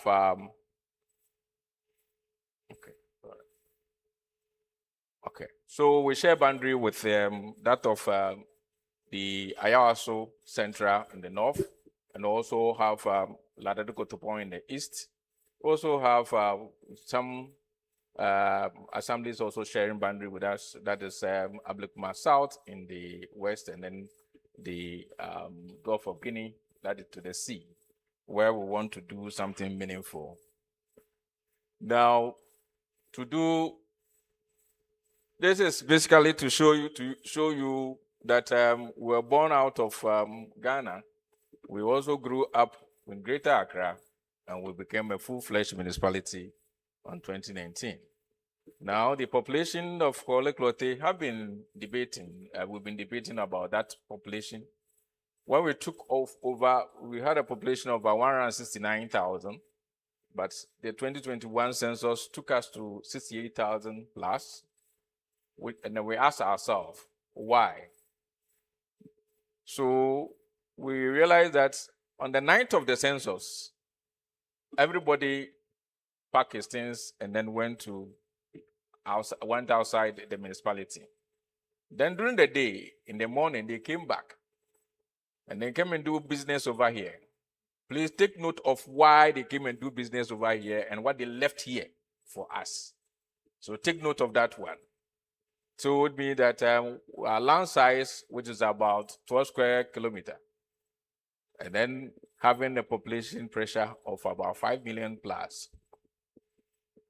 So we have major towns, Usu, Adabraka, and that of Asalam Down. We also have a lot of recreational centers, that's Hinijan Stadium. We also have the National Theatre. We also have the Conference Center, and then we also have Independence Square and then the Military Cemetery. Somebody asked me, why do I place cemetery? And I said, cemetery, when we plan it well, when we all live here, that is where we are going to stay.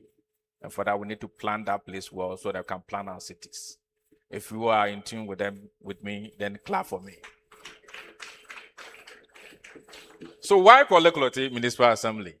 It's a decision center within the seat of government. We have the national, the parliament with us. We also have, we are proximity to the, I think from here to the airport is just 5 minutes drive. That is if there's no traffic. Then also, we also have a commercial hub.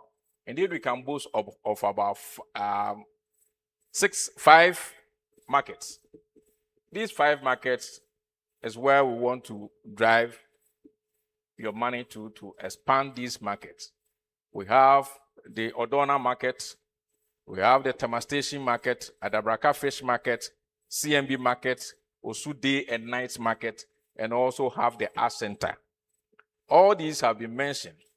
Now, these markets, as we saw, particularly the Odona market, is having current population of about 3,000 people.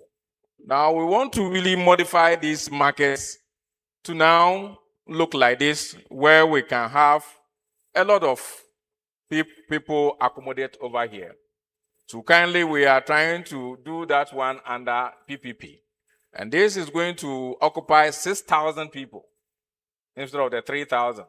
So when we modify that market, it's going to occupy 6,000 people, which is a plus to us, so that all those who are doing walking on the streets will all be accommodated over here. So nobody has business in walking in the streets, and it will free the streets for people to have walkway. Next one is also the, so I've spoken about this one. Okay. So housing. I think the presenter mentioned about housing, that there's an opportunity for us to go in. Now, kindly, we have these structures in Osu and at part of Odona area. Now, what we don't want to see this one in, let's say, in the next 10 years. And so we are trying to see how we can bring investors on board to now take us to this level, where we now utilize the space in the air, and the planners over here knows very well that space is not on the ground, but space is in the air.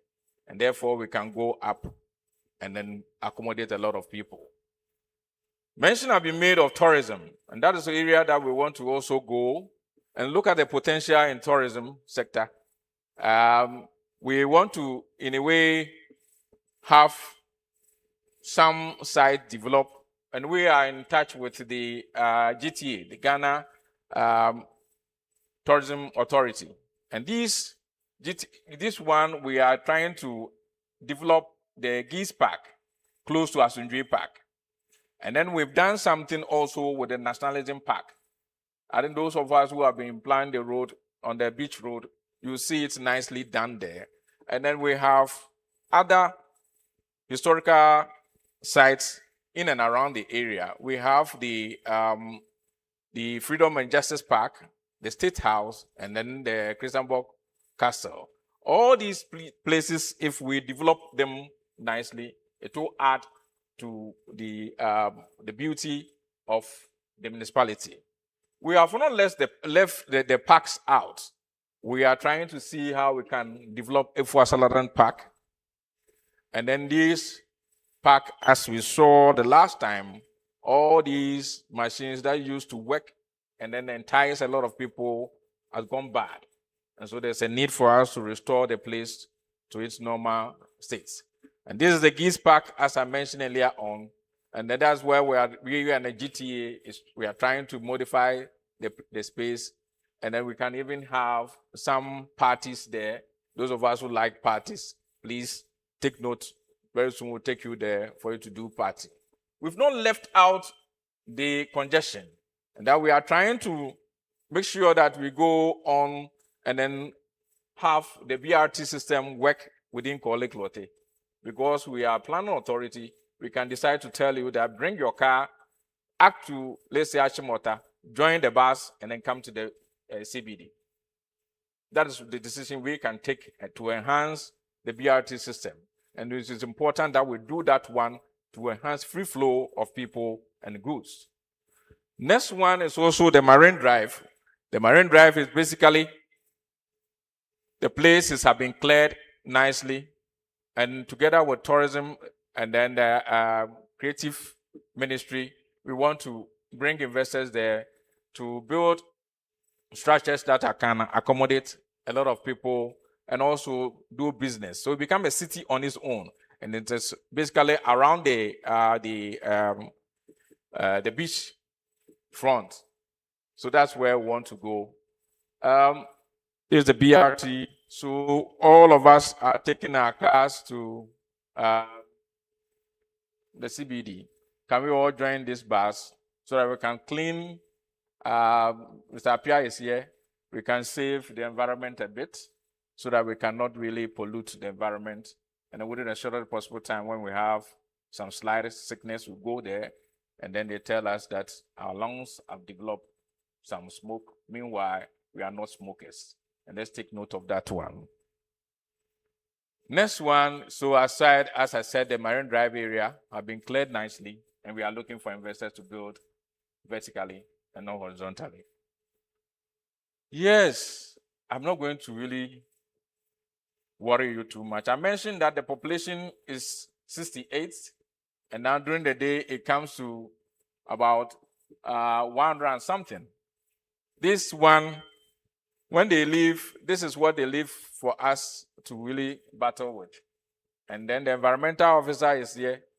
Every day, our phones have been ringing to tackle the waste in and around the area. Now, what we have been doing is basically make sure that we have innovative plans to address this city. That is why you drive within the municipality and you don't see any fields around. We have 24-hour working on the sanitation sector. And then when you call us right now, we have a team that will come to where the rubbish is and to come and take the rubbish from the place. And that's why we have 5-star assembly. In conclusion, what I'm trying to say is that I don't have worked within 10 minutes, right? Yeah. So in conclusion, what I'm trying to say is that we want to bring all of you on board. What we want to do is that mobilize the private resources, bring it together, try to see how we can grow an assembly targeting investment in more economic development initiative area, investment in waste management, and the circular economy, business development services, trade facilitation, and agro processing, and also create some livelihood within the municipality. Thank you very much for your attention. I think I work within time, so please, one applause for me. Thank you very much, Mr. Asamoah. And so the investment opportunities, Mr. Amoah, sorry, the investment opportunities have been clearly laid out. Our investors kindly take note and invest accordingly. At this point, distinguished ladies and gentlemen, we'll be zooming into our panel discussions. So our first session is going to be moderated by Dr. Richard Abankwa Ejapon. He is with the University of Education, Winneba. A round of applause for Doc as he moderates our very first panel discussion for this particular event. Our panelists, Dr. Ishmael Dodu is the Chief Partnership Officer, the 24-Hour Economy Plus and Accelerated Export Development Secretariat. A round of applause for Dr. Ishmael Dodu as he joins the discussions. Mr. Wisdom Adongo is a Senior Project Officer, Private Enterprise Foundation. Thank you very much, Mr. Adongo. A round of applause for him as he joins the conversation. Mr. Samuel Manin, Dr. Samuel Manin, he is an Environmental Health and Sanitation Officer, Korle-Klottey Municipal Assembly. And together, they're going to be discussing unlocking investment opportunities for a 24-hour economy, the role of district assemblies. They'll do that in 30 minutes. Thank you. Thank you very much, MC, And also, we acknowledge the fact that you have limited us very much. And I will not promise 5 minutes, but we'll work within time. So, colleagues, as we are here to discuss unlocking investment opportunities for the 24-hour economy, and we are looking at the role of the municipality. With me here are Dr. Ishmedodu, Chief Partnership Officer, 24 Plus Economy Authority and Accelerated Export Development Secretariat. And Mr. Wisdom Adongo is a Senior Project Officer, Private Enterprise Federation. And Dr. Samuel Manim is the Environmental Health and Sanitation Officer, Korle-Klottey Municipal Assembly. Thank you, gentlemen. Unfortunately, there's no lady among us. And as our focus is on, we are looking at the 24-hour economy plus as the foundation for the investment drive that we want to unlock within the municipality. Therefore, I will start with Dr. Dodu, so that you give us a more insight into the 24-hour economy. So I'm wondering, because of the popularity of the 24-hour economy and all the talk that they generated, what are the key elements for a successful 24-hour economy for municipality? Thank you very much. How many minutes do I have? 2 minutes. Because we are working with 30 minutes Indeed. ourselves, and then also the audience may want to ask some questions.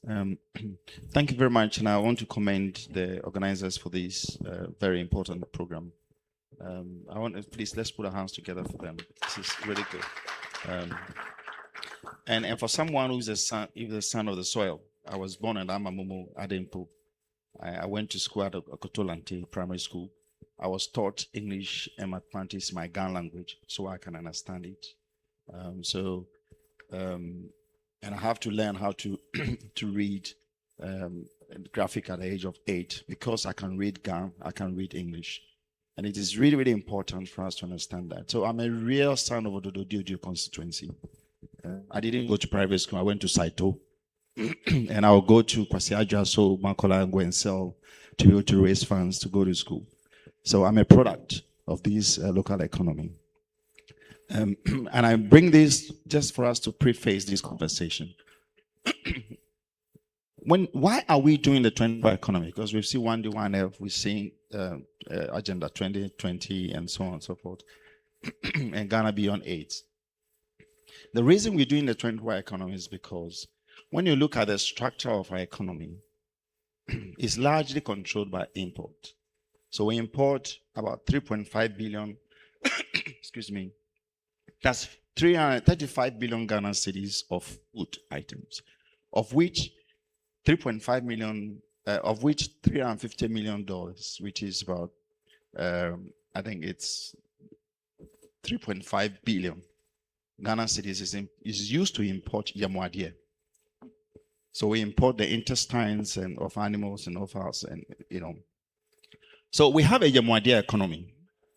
And it is very, very vital for us to understand that because the structure of our economy is such that we import 80% of everything we eat, we wear, we depend on, significantly we are exporting the jobs. So when you look at the structure of our GDP, which is in 1996 was about $10.6 billion per year, which is about 106 billion Ghana cedi, to now where we have about 110 billion, which is almost 1.1 trillion Ghana cedis. I think you see that as the GDP grows, then the jobs goes down.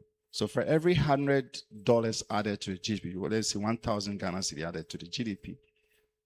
In 1996, we were creating 170 jobs. Now we are creating less than 10 jobs. So this is the reason why we did the 24-hour economy, to overturn our GDP, to make sure that Ghana would not export raw materials, we add value to our commodities. And number two, that we are not just creating products, but we're creating a large variety of products that possibly can come from Ghana. So if you take cassava, you don't only just give the fufu, you give, ethanol for beverages. You'll be able to give the starch that are used for industrial starch. You'll be able to produce some elements that are used for managing diabetics and so on. And that if you are manufacturing paracetamol, you don't import cassava, but actually use the cassava. You know the white thing, the paracetamol is cassava. The penicillin, all the, so you have vast varieties of products that are coming from it. And this means that you have to structure your production and transform it. People must learn how to be able to produce things. They must learn how to use their hands to do things so that Togolese will not build our house for us. We will be able to build our houses so that we don't go and look for tilers from Cote d'Ivoire, but we will be able to have our tilers that will build it here. And at the same time, you have to be able to structure your market. And what we see today, if you produce the yam from northern region to our market, Akatamanto, of 100 tubers, by the time it gets here, 70 is bought. So you have to try to address all these warehouse and cold chains and logistics. And then the third element is the people themselves. How do we capitalize on these opportunities? By investing in our skills, our talents, and our abilities to be able to drive this economy. So if you close your eyes, do you want to see the 24 economy? Then you want to see an economy where Ghana produces everything that we depend on. And our products are so in much demand that we have to run ships to be able to meet this demand across our borders to every country in the world. Because Ghana's product is the finest of every product in terms of nutritional quality that you can get. This has been proven. And our nutrients for our products is unequal to 195 countries in the world. And this is why we have to capitalize on it. And that's the 24 economy. Thank you very much. So you have set the stage that we are looking at issue of transformation, transforming the economy, and also improving on the value chains. And the more is expected of the municipalities. So, Dr. Manim, is Kokma institutionally prepared for 24-hour economy? Hello. Thank you very much, and good afternoon to everyone. I should say that Korle-Klottey Municipal Assembly has put in place several institutional structures, if not all, as a strategy to facilitate the fully implementation of circular economy that has been mentioned. Some of it include the outsourcing of our street cleansing. When you come to Korle-Klottey Municipal Assembly, all our streets have been outsourced to private individuals to sweep them on behalf of the assembly. So that has created several employment for the local people within our jurisdiction. Our market spaces, for now, I think we're left with only 3 markets that have not been outsourced. The rest of our markets have been outsourced to private individuals who have employed people within our jurisdiction, to keep the assembly clean and to also foster employment within our jurisdiction. So probably you will want, if you are an investor, you will want to sweep with us. We have the sweeping opportunities, kindly come, and we could do that together. Again, we have developed a concept note called sanitation, decongestion, and security. The essence of this is also to recruit people to operate at night. We've noticed that circular economy will mean that people are supposed to work at night as well. And most people are not sure of their safety in the evening. And so we want to set up a security task force to patrol across the municipality and to also ensure that those who are operating within the municipality at night, both day and night, are safe. Again, under our circular economy initiatives, at the back of Osu Police Station, we are setting up a material recovery facility there And the intention is also to maximize the recruitment of young people within the municipality. The facility will be managed by Green Africa Youth Organization and Assorted Waste Alliance Ghana. So we'll be purchasing recyclable materials like plastics, curtains, among others, at the facility. And then they will also recruit enough people within the facility, and it will be operated, what do we call it, across the clock. That is the 24 operations. And also the last activity that we have put in place is also to fabricate what we call the metallic triple recycling bins. We have started with the fabrications, and they'll be deployed across the municipality to include areas like ministries, our public schools, Oxford Street, Circle area, and then people can just walk by and then slot in the plastics, the curtains, the organic waste based on what you have. We have 3 bins set up together. And so this also promotes employment within the municipality, and as well as advancing economic advantages for the people. Thank you. So we are doing well. Thank you. Well, he ended up by saying that COCMA has institutional structures to meet the expectation of the 24-hour economic secretariat.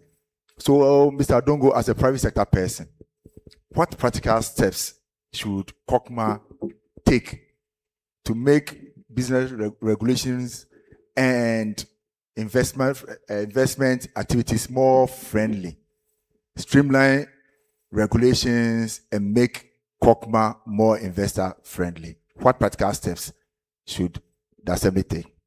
Okay, thank you so much, Doc, and good afternoon to everyone. And let me also add my voice to previous speakers to say that the 24-hour economy is a useful agenda to sector. And I want to commend the Assembly for this innovative step that has been taken. It's something that is very useful, and I pray that it is going to continue and not just be a forum for discussion, but beyond that will be practical steps that will be taken to actually achieve the objectives of the forum. Now, the 24-hour economy, even though driven by the public sector, will not be successful without the involvement of private sector. And so whatever we are doing, we should be able to have in the back of our minds that the private sector must have the ability to participate and take advantage of the numerous opportunities that are inherent in the 24-hour economy. Now, as an assembly, what we would be looking out for is to make sure that areas of legislation, policies, and legal frameworks required for businesses to operate within the assembly are, one, easy to be accessed. I remember we did a research some years back, and we identified some licensing or regulations that it was so difficult. Take, for example, the business operating permits.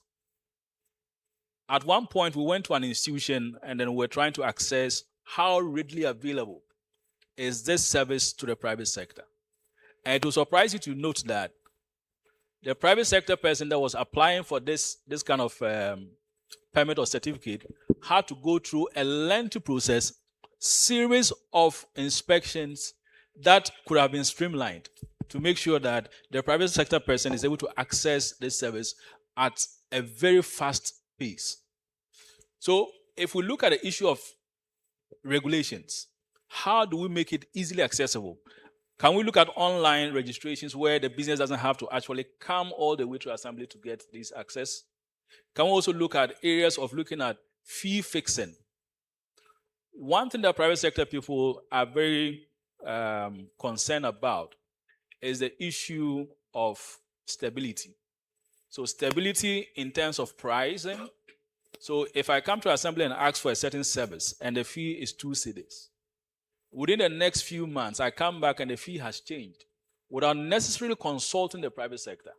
It is an additional cost or additional burden to the private sector. So what we're saying is that, can we have a very collaborative approach where the fees can be determined in consultation with the people that are accessing this service, not just from an act of parliament or any other instrument that would make the assemblies actually put in some fees and then structures for us to follow as private sector. One of the things we can also look at has to do with issue of incentives for businesses that want to actually operate within this 24-hour economy. Can we have inter-institutional collaborations, GRA, the assemblies and others, looking at tax incentives? That if you're able to come in as a business person, look at a particular enclave within the assembly, and you want to set up a factory, you want to set up green businesses, looking at, now we have agricultural activities within urban locations, looking at issues of greenhouse productions. This can be done within the urban areas. Can we look at how we can set up incentives so people come in and say, okay, because you are operating within this assembly, we are reducing your fee cost, that you don't have to pay as much as others are paying because you are located within this enclave. If you are providing job for, let's say, the disabled people within our community, we are giving you a tax incentive, we are giving you a rebate so that you can be able to do all these things. We're also looking at the areas of the investment promotion, the document that was launched today.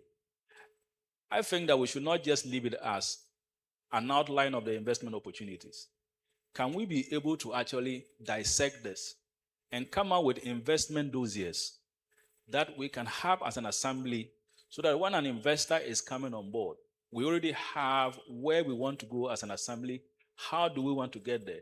So the business is already informed, because information is very key for businesses. Once I come in and I have an understanding that there's a business opportunity in here, and then the associated risk are manageable, then the business looking for returns would definitely invest into these areas. Now, the last thing I want to say is that can we set up a desk specifically for the 24-hour economy at the district level, so that we will unpack the 24-hour economy to reflect happenings within the local assemblies. We won't take the broader 24-hour economy agenda and just start operating, but we'll make sure that it aligns with our local and then development agenda within the local setting, so we can be able to actually achieve the needed impact that we are looking for. Thank you. Thank you very much, Mr. Dongo. And we have raised a couple of issues, incentivizing and then interagency collaboration as key. There are a lot of questions that are coming to mind, but let me turn to the audience because of our time issues, so that if anybody want to have a question for the group. Okay, I can see some hands up now. I've seen two. So 1 and 2 were there. So that. Hello. All right. Good afternoon, ladies and gentlemen. And I'm Dr. Ohini Asante. I'm a government policy analyst and an economist. So I think it's a great opportunity, and the conversations we are having here very solid. I want to pick something different from, or quite unconventional from the district assemblies. So it's the same within the 24-hour economy. I think there is a section that deals with tourism. Yes. One of the key areas that we can use to market cities is what we call the nation branding and city branding initiatives. So days back, they used to talk about Brand Ghana. They used to talk about Brand Ghana agenda. I think that we can collaborate, maybe the COCMA, AMA, Ministry of Tourism, Foreign Affairs, and organize big events, very big events. Now, what these events does is that they open up the city. They attract a lot of global attention. And whilst people come, they spend throughout the economy. I think it's one of the major activities that we can do. I'm saying this because AMA and this particular municipality is major to a lot of our foreign arrivals, but we don't have initiatives in the country that market. We have a very big location like the Independence Square. We can organize big programs. And trust me, as we begin to do that, you realize that a lot of businesses from around the world will come. This is where they will come and sign their business deals and all of that. If you happen to know something about Dubai, Dubai used events to market their economy. And that's what I think that we can also leverage on some of these opportunities. So thank you so much. Thank you very much. So let's take from there. I think what Doc said was more a suggestion to us. Thank you very much. My question goes to Korle-Klottey. And in his presentation, he mentioned that they are looking at waste segregation. But we all know that the issue now is about at the collection points. Waste is segregated at the household or at various points, but when it comes to collection, the tanks are just one, or the trucks, they are just one. They pick everything and mix it together. So what are some of how can you address such a gap given the systems that we have currently? Thank you. Okay, Doc. Okay. All right, thank you very much. So, under our circular economy initiatives, the Assembly is procuring, I think, 5 boiler taxis. And the purpose is to be moved to our various schools where we have these waste segregation bins to offload them. Because we've noticed that we did a survey and realized that people are willing to do segregation at source. But their big challenge is when they do the segregation, who comes to collect it? In most cases, they see people come and they put everything together, and that discourages them from doing segregation at source. So the Assembly is buying more boiler taxis, and those taxis will be assigned to the various homes, the various institutions to offload some of these segregated materials, and those things will be taken to our material recovery facility for crushing and recycling. Thank you. Yeah, my point to be really to look at the market economy of waste. How do we turn waste into profitable waste collection and management into profitable venture, and to create jobs and wealth out of it? Because the wealth, there's an analysis that was done, I think last year. I forgot which, I think it was GIZ or something, and said that if we put all your plastic waste together and you don't add anything to it, and you want to recycle it into various things, your profit margin is about $1.7 trillion. This is the waste in Ghana from the past 10 years. So I think that the question we need to ask is, how do we get our youth involved in the value chain of waste management so that we create jobs for them, create enterprises for them, and create a lot of things out of the waste, maybe bioenergy and so on. And it will start from the collection. We can do simple things as putting the collection bins into different colors. One color will mean bottles, another color will mean something else, and so on. And train the youth about it. And they can actually, design something that people can really understand. And they will be responsible for collecting this waste and segregating them and moving them all the way to recycling plants and also bioenergy companies that are, a lot of them are coming and knocking. I'm sure they are knocking the doors of MCE and so on to be able to set up waste management, biofuels to produce captive energy to even power some of our homes. So let's think very creatively about how we make value and money out of waste and create jobs. Thank you, Doc.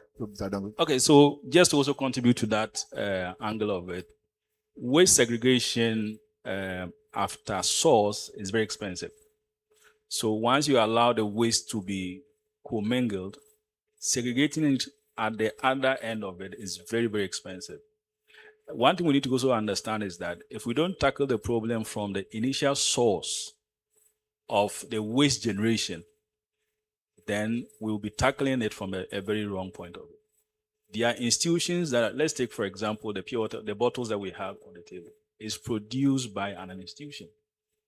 What is the responsibility of that institution to ensure that these bottles do not go into the gutters or the streams?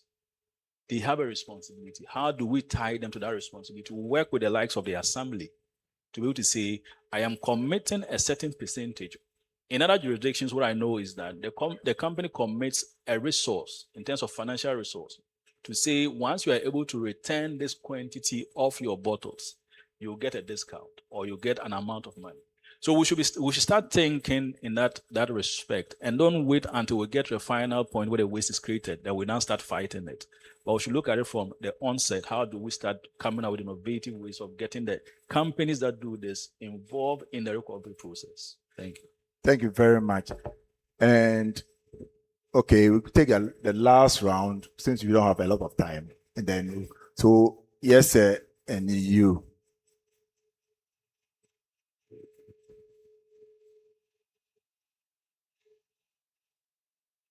Thank you. My name is Kofi Lucas from Critical Strategic Thinkers Network. Yes, sir. He has all the answers for us. Yes, please, let's hear you, sir. Yeah, I want to find out first whether the 24-hour economy, the Korle-Klottey professor, whether they have strategic development plans.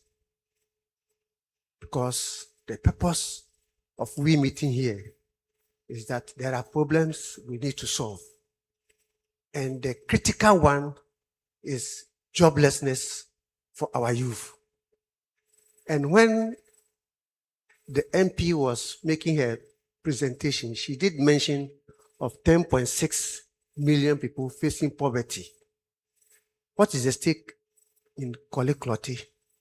We should know. The statistical service should be able to help us so that we narrow it to Klottey, because we are here because of Klottey. I think you agree with me. So, Korle-Klottey, thank you. We should find solutions to the jobless people within Korle-Klottey, the poor, the needy, the less privileged. But if you don't have a strategic plan working towards that, then I'm afraid.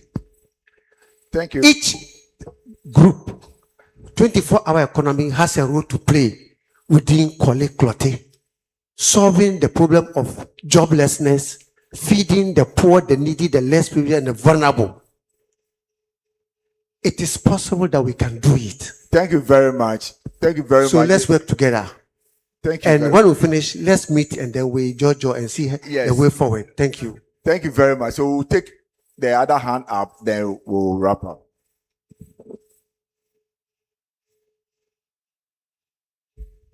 Good afternoon, everyone. I think this issue concerning the segregation need to start from our schools, especially the basic, because when you go to hospitals, even the nurses who have been trained from university and everything, they are finding it difficult with the segregation. And when I look at it very well, I see that it's from the root, the basis, like the day nursery, the creative, because it came with colors. When you go to the hospitals, the beans came with colors, and how they segregate it is the issue. So I think we should go down to the children. When they pick it from there, then we can work it out to the top. Thank you. Thank you very much. I thought I saw your hand.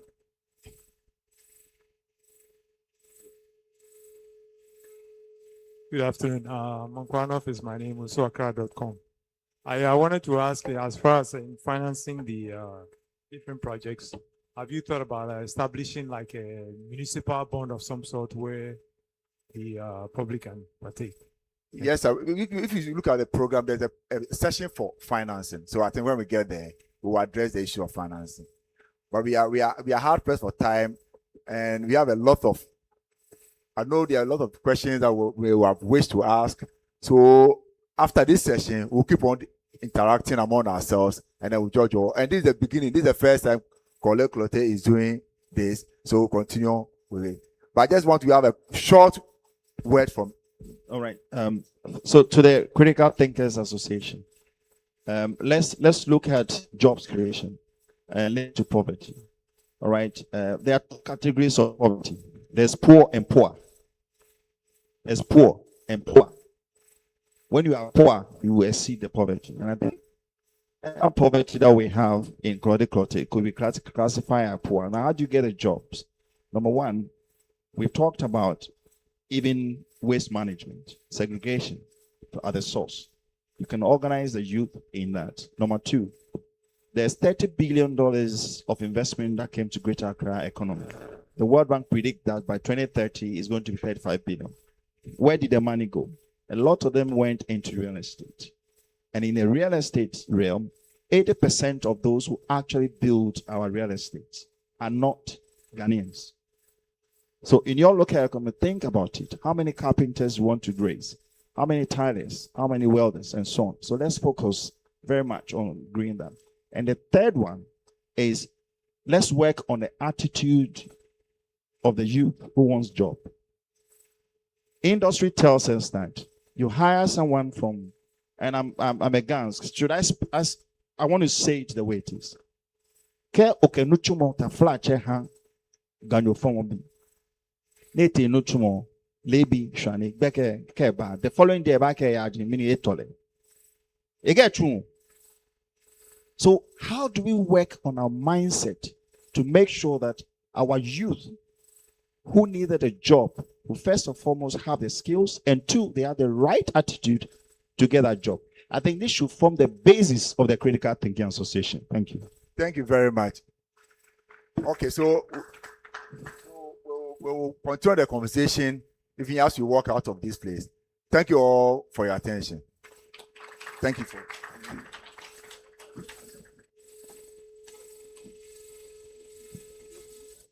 Thank you very much. Thank you very much, Dr. Richard Abankwah Jepong, Dr. Ishmael Dodu, Mr. William Adongo, and Dr. Samuel Manning.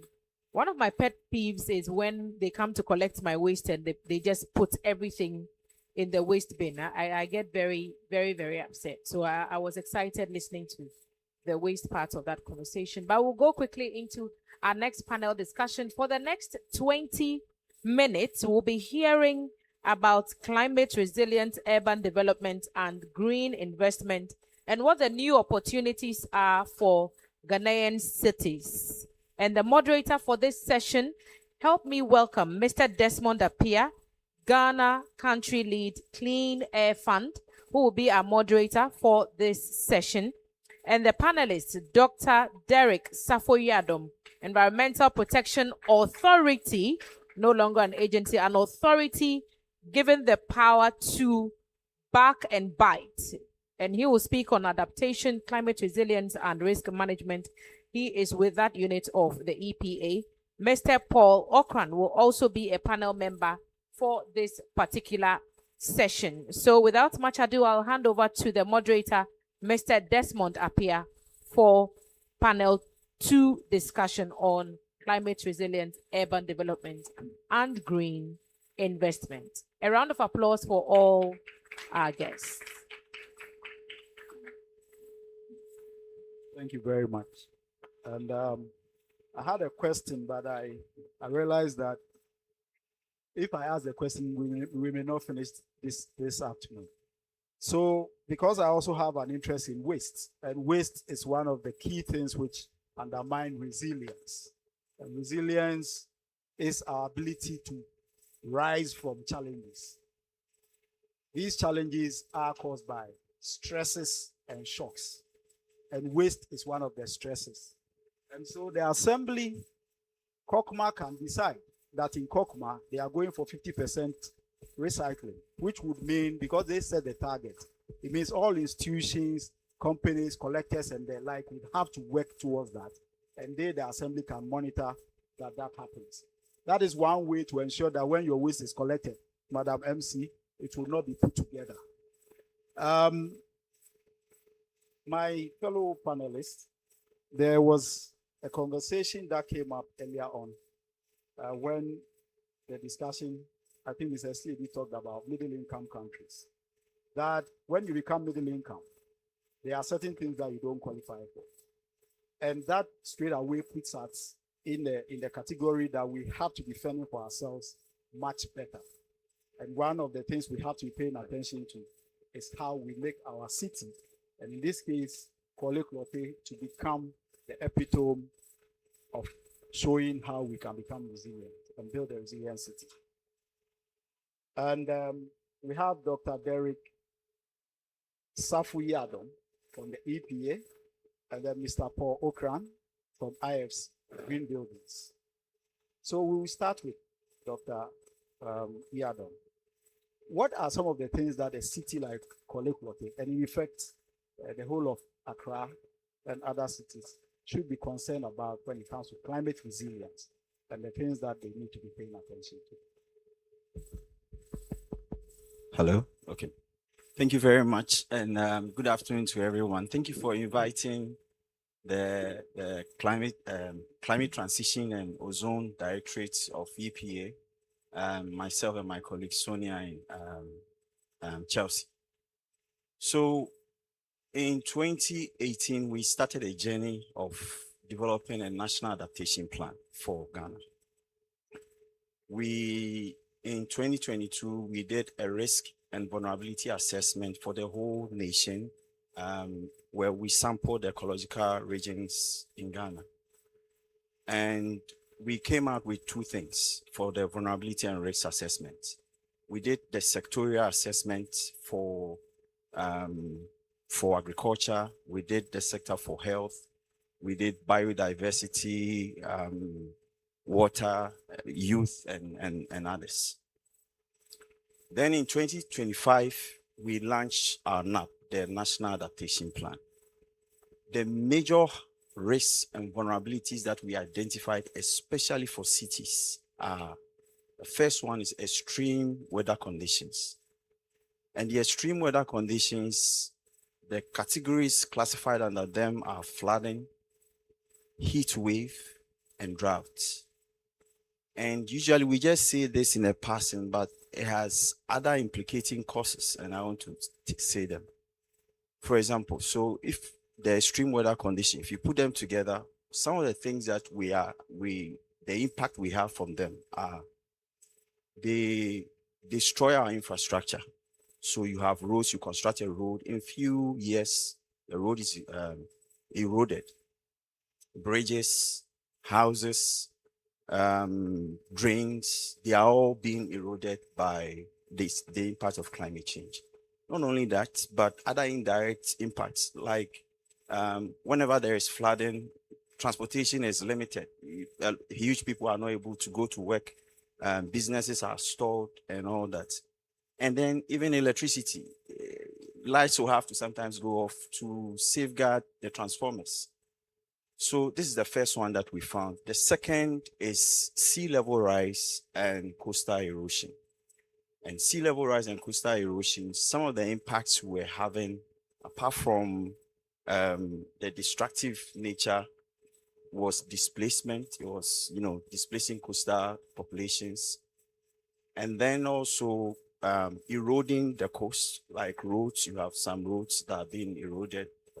Then you have salination of the coastal area. Today, if you are digging a borehole, the cost may be twice because of salination of our aquifers coming from sea level rise. The next one we found was in drainage failure and also in what we call flash floods. Flash floods, as a result of torrential rains, which has just stopped, and you have massive of this, such that you can't even see your way, you can't see the road, you can't see drainage, those are the flash floods. And they are also causing displacements. And then, apart from these, we also are having other social issues, social impacts, and then economic impact. It was estimated that we lose about $200 million every year as a result of floods and droughts. So it's that much. So these are some of the things that we identified when it comes to the cities. Thank you. Wow. I think the amount that you mentioned is really massive, and it calls for us to pay attention. Mr. Okran, would you like to add something to some of the things that Doc has mentioned? Yeah, and thanks so much. So I think that is Doc has really highlighted all the key areas, all the challenges But as a development partner, we normally go through this document and try as much as possible to look at solutions to them. So what we've been looking at has been developing systems and tools around supporting interventions that will lead to resilience. And one of the key tools that we've developed, which a couple of the staff of Korle-Klottey have gone through the training on, is Building Resilience Index.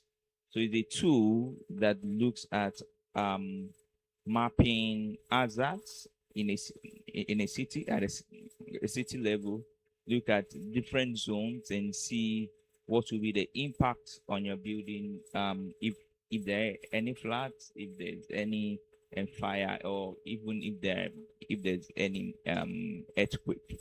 So I think as a whole, we need to look at collaboration between different agencies and development partners, financial institutions, to bring the research, bring in solution, and also bring the financing into the game. Well, thank you very much, and I'm glad that you touched on some solutions. But I think we will push that a little bit. In your estimation, you've mentioned that at least Korle-Klottey, there's some capacity development that's going on in that. Do you think that these things are being mainstreamed and embedded in the planning processes and the like? Yeah, I think there's been some efforts bringing some numbers to it. I think Korle-Klottey has I'll say the largest number of green buildings in the country. That's a plus. Whether the municipality contributed directly or not, I mean, is because they're in that zone, right? The other thing I would like to establish is when we talk about environmental sustainability or reducing climate impact or mainstreaming climate resilience, it is something that has been established even in the Constitution of Ghana, right? If you look at Article 36 Clause 9, it gives the state the mandate to make sure that we safeguard the environment for the present and the future generation. And that it doesn't lie only on the government; it also lies on us, right? So if you look at Article 41 or thereabout, it looks at citizens also taking responsibility, right? So if you look at the issues that we are facing now, what is really causing it? Is it due to human nature, or is it due to any other means? And we can clearly see that they are all due to human nature. So going further, I think we need to look at collaboration again. The state taking responsibility on enforcing the law, and citizens also taking responsibility on becoming responsible citizens. Thank you very much. I think I would just come back to Doc, and a topic which I think when we started the conversation, we kind of jumped straight into the issue of waste. You've mentioned some of the challenges that potentially could undermine the resilience of a city, and Paul has also mentioned some of the things that can be mainstreamed into ensuring that cities become more resilient. If we just zone in a bit more on the waste aspect, and in the conversations, job creation has also come up quite a bit. What, in your professional opinion, do you think are some of the things that the assemblies can be doing, especially in waste, and also to promote the circular economy, to be able to address the concerns that they are all kind of raising? Thank you very much, Mr. Desmond. Yes, waste is a big issue, and wherever there is a challenge, there is also an opportunity. So maybe we can focus on the opportunity out of the challenge that we are having. I realized that Sweden was importing waste to burn for their energy to waste to energy plants. They've exhausted all the waste in the country, and they are going to other countries like Norway, other, like Ghana. The major issues that we are having, they are importing, they are buying their waste and using it for a waste to energy or for other recycling purposes. So I think that some of these technologies have already been created already, and we don't have to reinvent the wheel. One of the things we have to do ourselves is, first of all, do our homework. The waste source separation that we are talking about, which I think that one has to go first, because majority of our municipal waste is coming from the homes, and therefore we need to settle that. I think, if I'm not, I think Ministry of Local Government have started drafting something on source separation. Maybe I can check that later, but I think they've started doing a bylaw that will make source separation mandatory for every home. But if we're able to get it like that, which everyone is saying that it's a good idea, I think that when we're able to do the source separation, then we also have to create the enabling environment for the recycling companies also to thrive and to also increase their capacity as well. At the moment, we have few plastic recycling companies. We have few composting, apart from Zoomlion. I don't know which other major or commercial organization is doing composting. We have few plastics recycling, glass, the cans. There are so few. But the opportunity is big, and the investors are also, I believe they are around. If only the source separation will go, because like the previous speaker was talking about, once the waste move out of source, it's very expensive to now separate and get more recyclable items. But what EPA, one of the things that we are doing, which is the Ghana carbon market, and the Ghana carbon market is just implementation of Article 6, Paris Agreement, Article 6. And that is to make the sale of carbon, to sell carbon. Any activity, intervention, or program you're able to do that will avoid carbon, there is another organization or entity or government waiting to come and buy that carbon. We've signed agreement with Sweden, Switzerland, South Korea, Liechtenstein, and I think another country. So just like Zoomlion has started, they've tapped into this carbon market. And by tapping into the carbon market, it means they are getting finance. So by composting, they are able to, because they are reducing methane, at the end of the day, they will come for money through the program that has been established. So that is a good incentive. Then by expanding the stream of recycling, we also create more employment for many more people. And these are green employments, which we are all advocating for. Thank you. Thank you very much. And as I said earlier, I'm kind of at a loss sometimes when I don't get the sense of the push for recycling and segregation. The push. Because to push a green economy, you need to be able to ensure that at source bit is done. So Paul, we've been signaled that our time is virtually up. But I wanted you to maybe take us through some of the policy regulatory framework that needs to be done. There's a market incentives that Doc mentioned. But when it comes to policy, especially at the local government level, but we are dealing with Kokma now. If Kokma should have to wait for ministry to draft something, maybe we will not get there, or it may take us a long time. What policy interventions do you think local government can also do to move us to that? Yeah, thanks so much. So for me, I think we still have a good number of policies we can activate, right?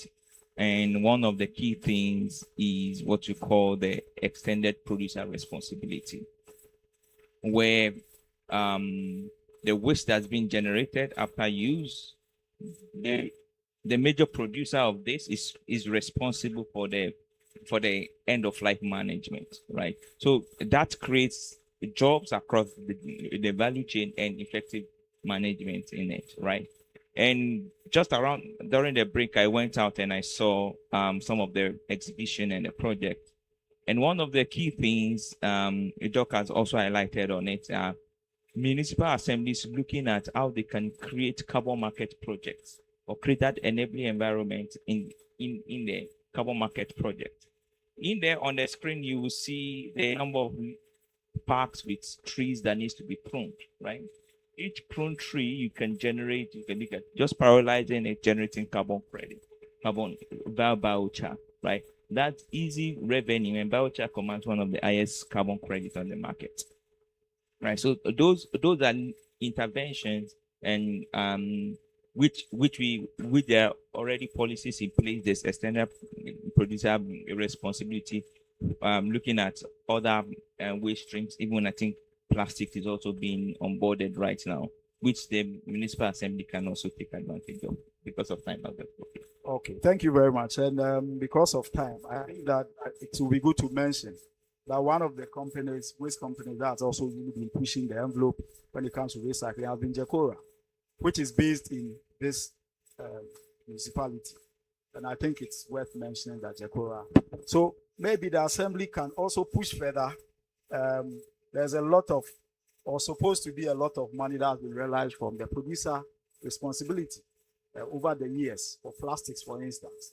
But the last budget did not state what has been used or what it has been used for, but mentioned that the money sits there.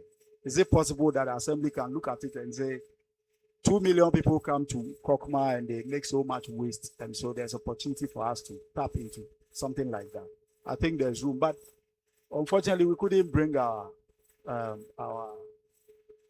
colleagues into the conversation. But thank you very much, and then we thank you for sharing your knowledge.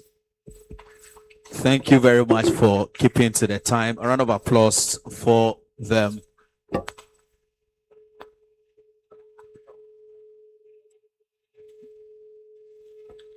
All right, so we'll prepare for the next panel discussion. It's a 2-member panel. It's going to be for the next 20 minutes. But before we do that, let's acknowledge our traditional authorities who have made time to join us. We have in our midst Ni Tete Ajabin II, is Adabraka Manche. Thank you very much, Ni, for coming. We also have gracing this event Ni Kwabena Boni V, Osu Alate Manche. Thank you very much, Ni, for coming through.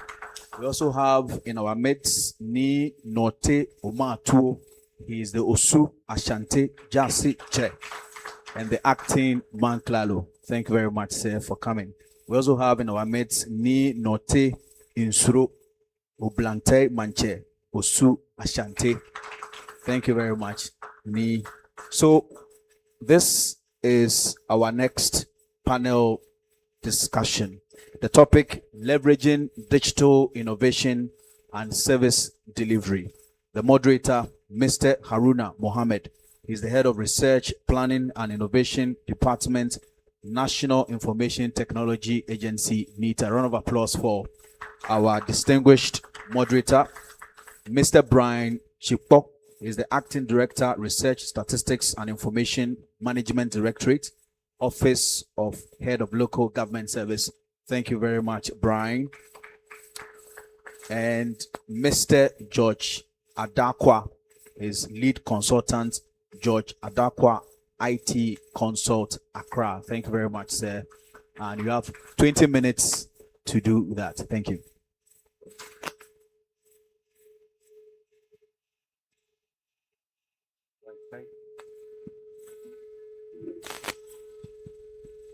Good afternoon to all. Thank you so much. My name is Haruna.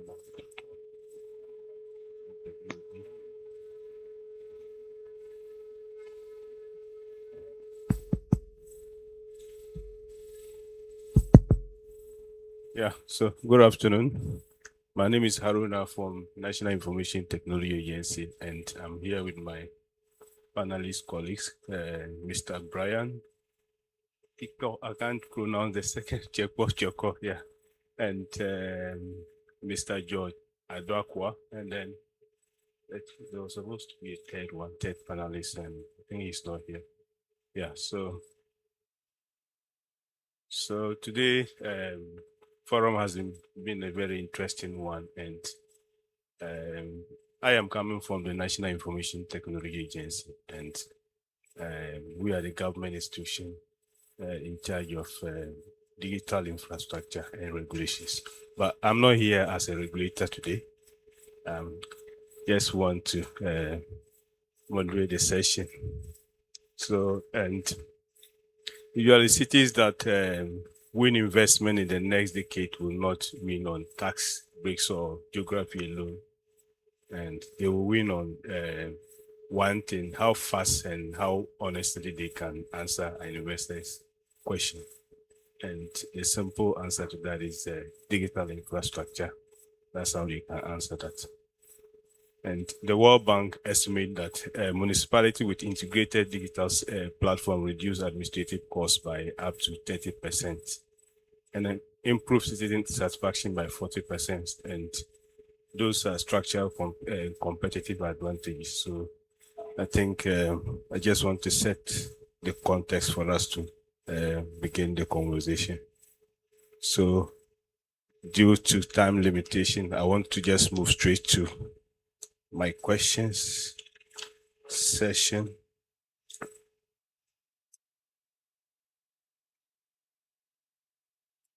So the government, through the Ministry of Communication, have made so many efforts to put the digital infrastructure together. And I am coming from NITA, and we have the National Data Center. We have, on top of that, we have the G Cloud infrastructure, and we also have other digital services. And on top of that, I know the private sector, the telecommunication industries have also done a lot of work when it comes to connectivity across the country. So I want to know from my guests, based on this foundation I've just laid, and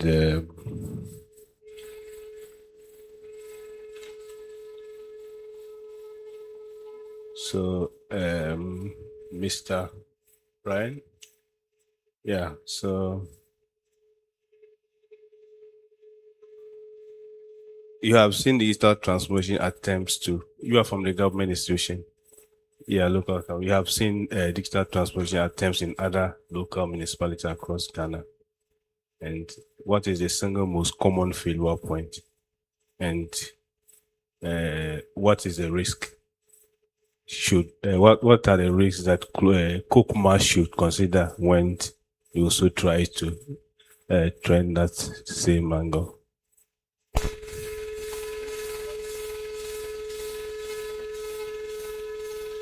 Thank you very much for the opportunity, and I'm happy for this event, for stakeholders to come together to discuss issues that will help accelerate the development within Kokuma. I'm using the word accelerate because the conversation about innovation and technology is about acceleration. So most of the conversation we had here can only be done in a very fast pace with technology.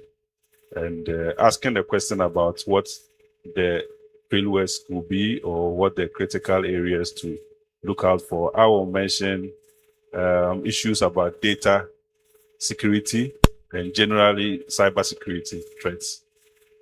So as we deploy most of these technologies, especially for revenue mobilization, tracking of our assets, and also deploying systems that will help us develop, what comes very clear that we need to be mindful of is data security and cybersecurity. I mean, there are reports every day about how our data is under threat, and it's important to also look at how we build systems or invest in other systems that can protect our data.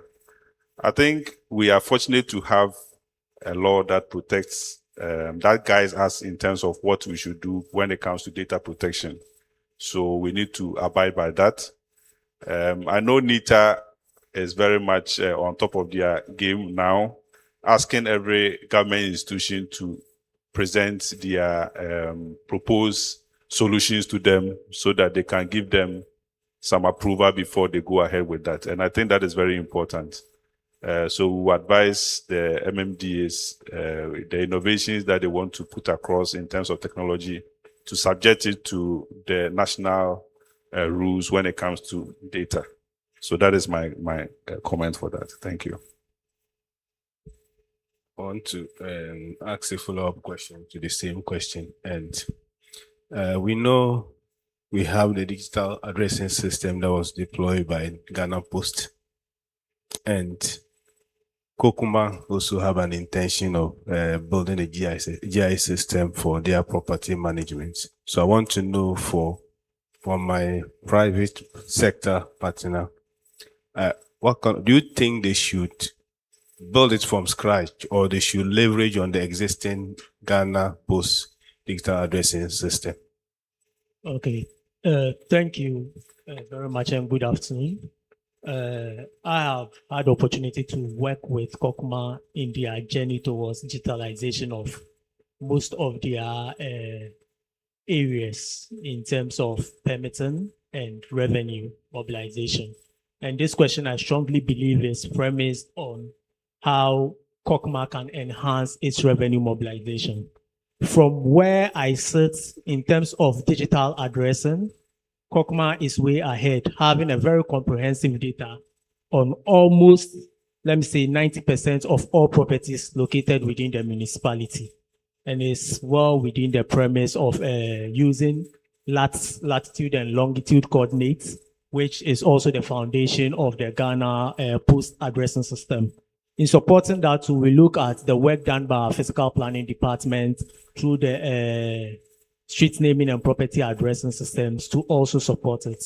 And this has also enhanced, and this is one of the key factors informing the rise in Kokuma's revenue potential, because now ratepayers are actually able to ascertain that the properties that the various bills are pointing to is theirs. So in terms of digital addressing, it's premised on the foundation of lat-long coordinates. A follow-up question again to that. We know we have the Ghana Interbank Payment and Settlement System, interoperability system in place that make it possible for all banks to be able to do some financial transactions seamlessly. So what advice do you have for Kokuma in terms of also plugging into that system for seamless financial transactions when it comes to permitting fee payment and others? Yes, so that's a very good question. Unfortunately, let me say Kokuma is also ahead of that. When I started working with Kokuma, there was this kind of policy that was rolled out as a no cash policy, where the assembly is bent on doing away with cash transaction and going electronic. And gradually, we hope that in the very near future, we will get to a zero cash-based transaction with it. And Kokuma provides a number of electronic payment options, via card, mobile money, USSD, and our bankers too are working with us to integrate their systems with Kokuma's system to enhance direct transfer of payment.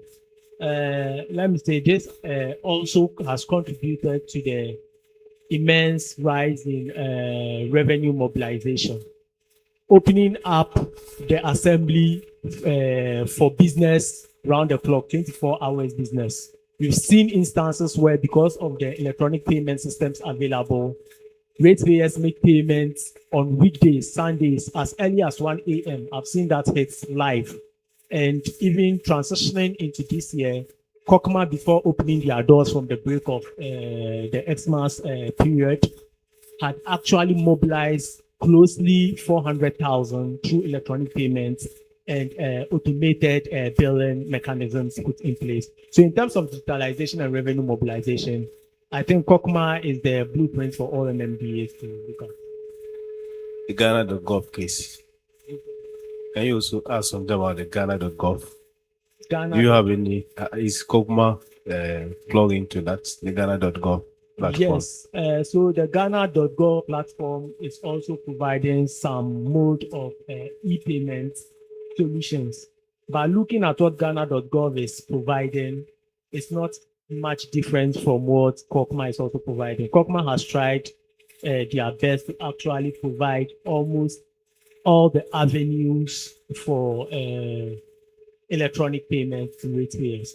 And Ghana.gov too is a formidable platform for also other developers and MMDAs to also look at in terms of transitioning from a cash-based revenue mobilization to an electronic-based revenue mobilization.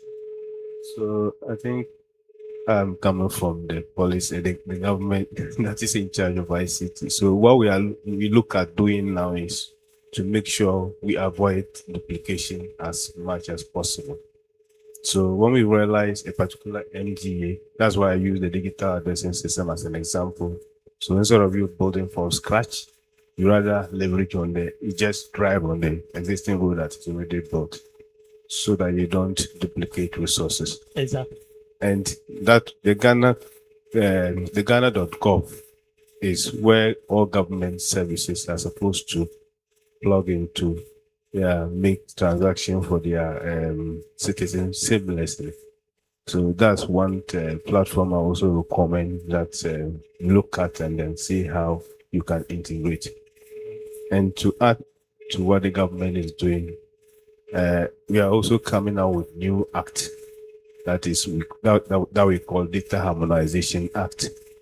So the Data Harmonization Act will ensure that all institutions have agree data sharing agreement, and on top of that, we're also coming up not only the policy or the act, we're also coming out with the system itself that will be able to connect all government institutions to exchange data real time. So that's what the government is looking at. And I also want to ask my government colleague, so where do you host your municipality data?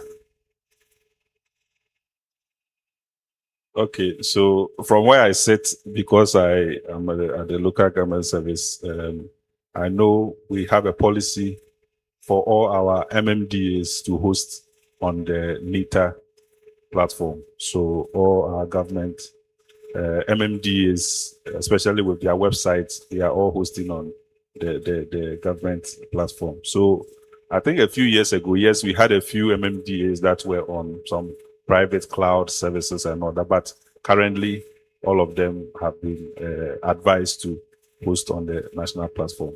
I will take the opportunity to also at least encourage NITA to be very, let's say, aggressive, because sometimes we get some hacks here and there, and when it happens, it affects the entire country. So as you are encouraging us to host on your platform, you should also be very ready to resolve issues when it comes. Thank you very much. I just want to let you know what we are doing in terms of the security aspect. So Cybersecurity Act, Act 1038. So they mandate NITA to be the government set. So what it means is that NITA has the SOC, that's Security Operations Center, that is supposed to make sure all government institutions systems are connected and monitored real time in terms of cyber the security issues that you just raised. And what we are encouraging all government MMDAs to do is to also come to NITA, because sometimes some of them resist. I think recently we held a technical clearance stakeholder engagement. I don't know whether most of the MDAs were there. So we held just to let them know what NITA is doing currently to ensure we build ecosystem that is friendly for the country. And we are also so much concerned about the data sovereignty issue. So, and DPC is in collaboration with NITA, we are trying to make sure we implement a robust system to be able to make sure we control the data within the country. Mr. Mohammed, thank So- you so much. All right, thank you. Thank you. And thank you, moderator. Please let's appreciate Mr. Haruna Mohammed, Head of Research, Planning and Innovation Development with the National Information Technology Agency, NITA, and our panelists, Mr. Brian Chikpo, Acting Director, Research, Statistics and Information Management Directorate at the Office of the Head of Local Government Service, and also Mr. George Adakwa, Lead Consultant, George Adakwa, IT Consult in Accra. Slowly, the muddy pool is becoming a river, and very soon we'll be out of here. We'll clear the waters very quickly. We have time for one more panel discussion, and that will be powered through by Professor James Kwame Mensah with the University of Ghana Business School, Legon in Accra. He will be our moderator for this very final session. Let's appreciate him as he mounts the podium, the stage, and our panelist for this topic, building strategic partnerships for financing and delivering urban infrastructure and services, will be Mr. Daniel Amofa, who is the Principal Planning Analyst at the National Development Planning Commission, NDPC. Let's appreciate them as they come up. We'll also be joined by the President of the Ghana Institute of Planning, Mr. Percy Anab Bukari. He is also a planner. Thank you, Mr. Bukari. Engineer Wanda Davo, who's the President, Institution of Engineering and Technology Ghana, will be on this panel as well. So it's very, very packed, and they will try to power through very quickly. We'll also welcome the Municipal Planning Officer back to the table for Korle-Klottey Municipal Assembly, Mr. Alex Amwa, to join this conversation. And we have a rep from First Bank Ghana who will also be joining. We had a name, Madame Teresa Frimpong. If her or her representative is here, please join the panel, and we will get it all started. So Professor James Kwame Mensah will take over now. Consolidated Bank Ghana, I'm told. A rep from Consolidated Bank Ghana, if you could join the panel. Prof. Mensah, over to you. Thank you, sir. Good afternoon. Good afternoon, everyone. Good afternoon. Okay. All right. Thank you so much for being part of this conversation. Very, very important conversation. We all know that urban centers in Ghana are growing rapidly. And this is creating an increasing demand for infrastructure. However, there's a financing gap, and therefore it has become very difficult to be able to match the growth rate with the infrastructure. Addressing these challenges require not only finance, but also collaboration between various stakeholders. So this discussion will focus on exploring practical ways that we will build strategic partnership and mobilizing finance for financing urban infrastructure. I have here with me Mr. Daniel Amofa, Principal Planning Analyst from the National Development Planning Commission. I have Ms. Yvonne Opon AEC, Acting Head, Syndications and Capitals, Consolidated Bank. Sorry for that, Capital Markets. I have Planner Percy Anab Bukari, the President of Ghana Institute of Engineers.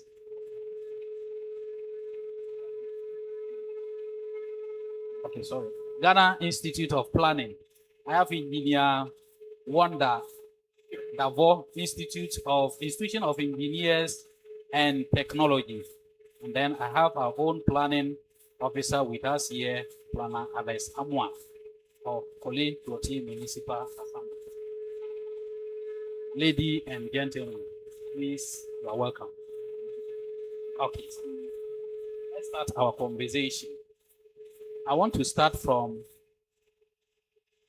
our own planner, Alex Amwa. You also have over. I want to find out from you what strategic partnership can deliver the most visible infrastructure impact for your municipality. Thank you very much.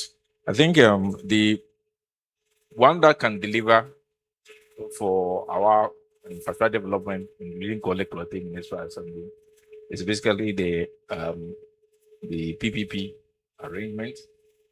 Then also we ourselves, as we heard this morning, that the estates and also the private sector do not want us to look at any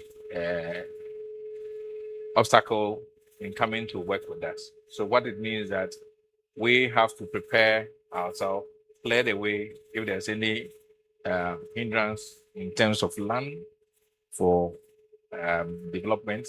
We clear that one so that we don't have anybody or disturbing the investor when it comes on board. Because if you start PPP and then you are hit with land issue, you are likely not to be successful. That's one. Then two, with the form of PPP that we have also, we have different forms: build, operate, and transfer. Build and manage and transfer. Then all these forms, together with the arrangement that we can also build with the traditional authorities, we can also have a form of development within the city or the community where we can quickly have an arrangement with a third party, sort of trying to maybe take a whole streets and then looking at the structures over there, we can come in and say we want to develop these structures and then come up with a third party coming on board to now take leverage and then build on the space that we've created for them to operate. This is one thing that we can go. If I don't want to really state too much, but then if you look at it, the PPP is a way for us to go. Thank you. All right, thank you. So PPP is the way forward. You need to provide an enabling environment for the private sector to join. I want to find out from Mr. Bukari. Are our cities growing faster than our planning system can manage? Yes, thank you very much. When I saw the question, I said, okay, this question is applicable to some other assemblies, but not Kokma.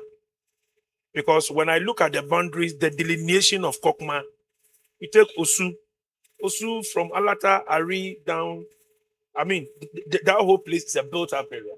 You don't see any vegetation. The vegetation there is horticulture, which is flowers or some trees on there. Then when you come to the Adabraka side, the ministry Adabraka side, Salam down is all.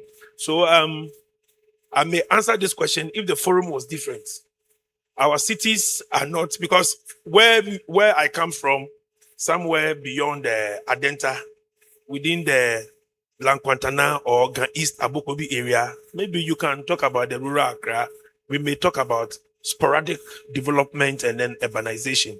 But for the purpose of this particular gathering, I don't think our cities, the Kokma area, developments have gone beyond planning.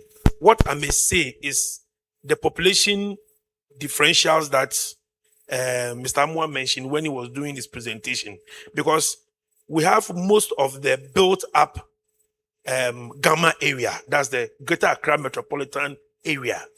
So you have people coming from Lankwantana, Madina, Adenta, Gan East, all these people coming into the Kokma area to transact some form of business.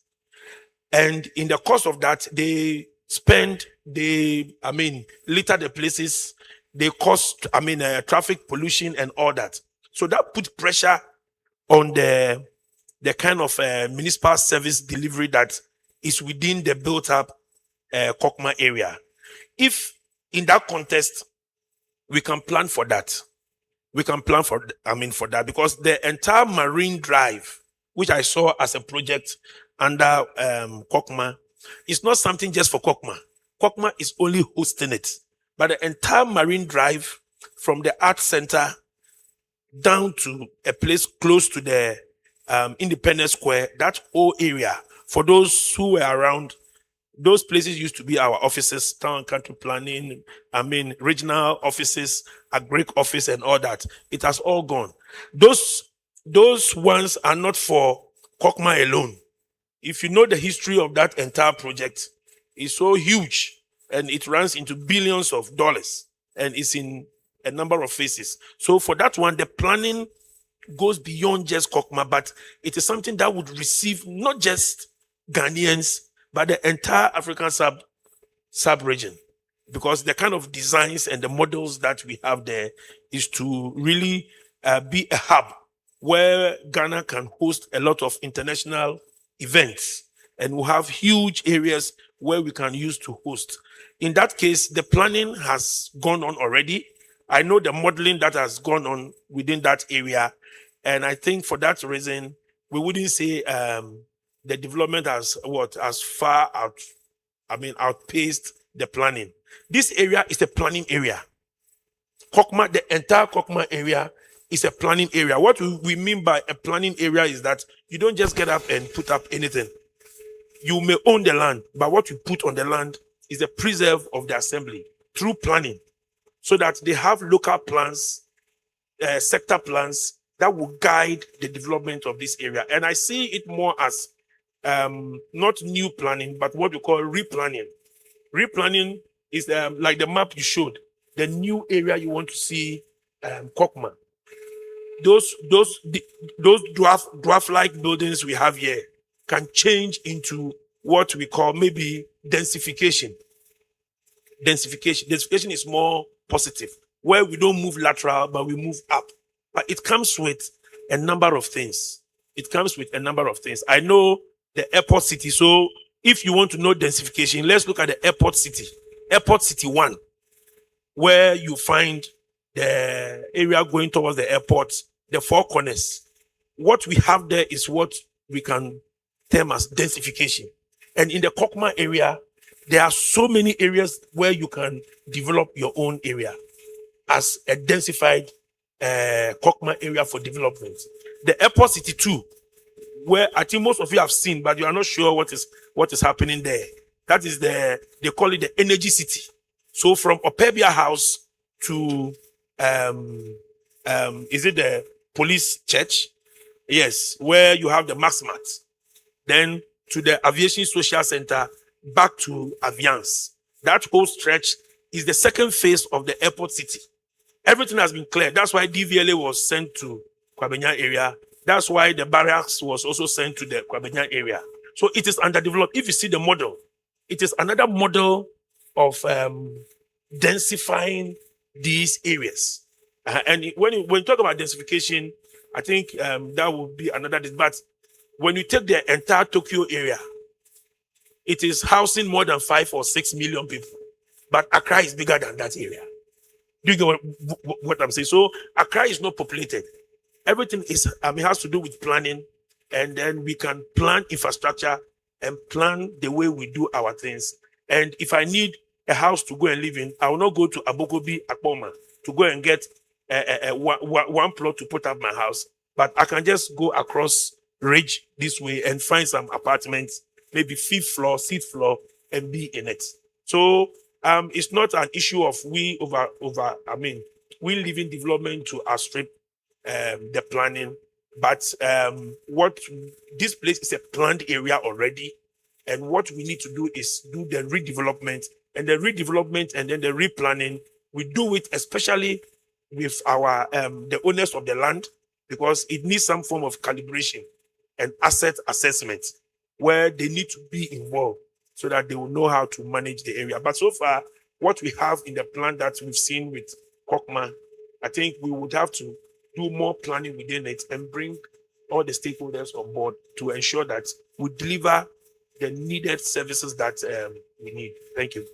All right, thank you. So I want to come back to the issue of finance.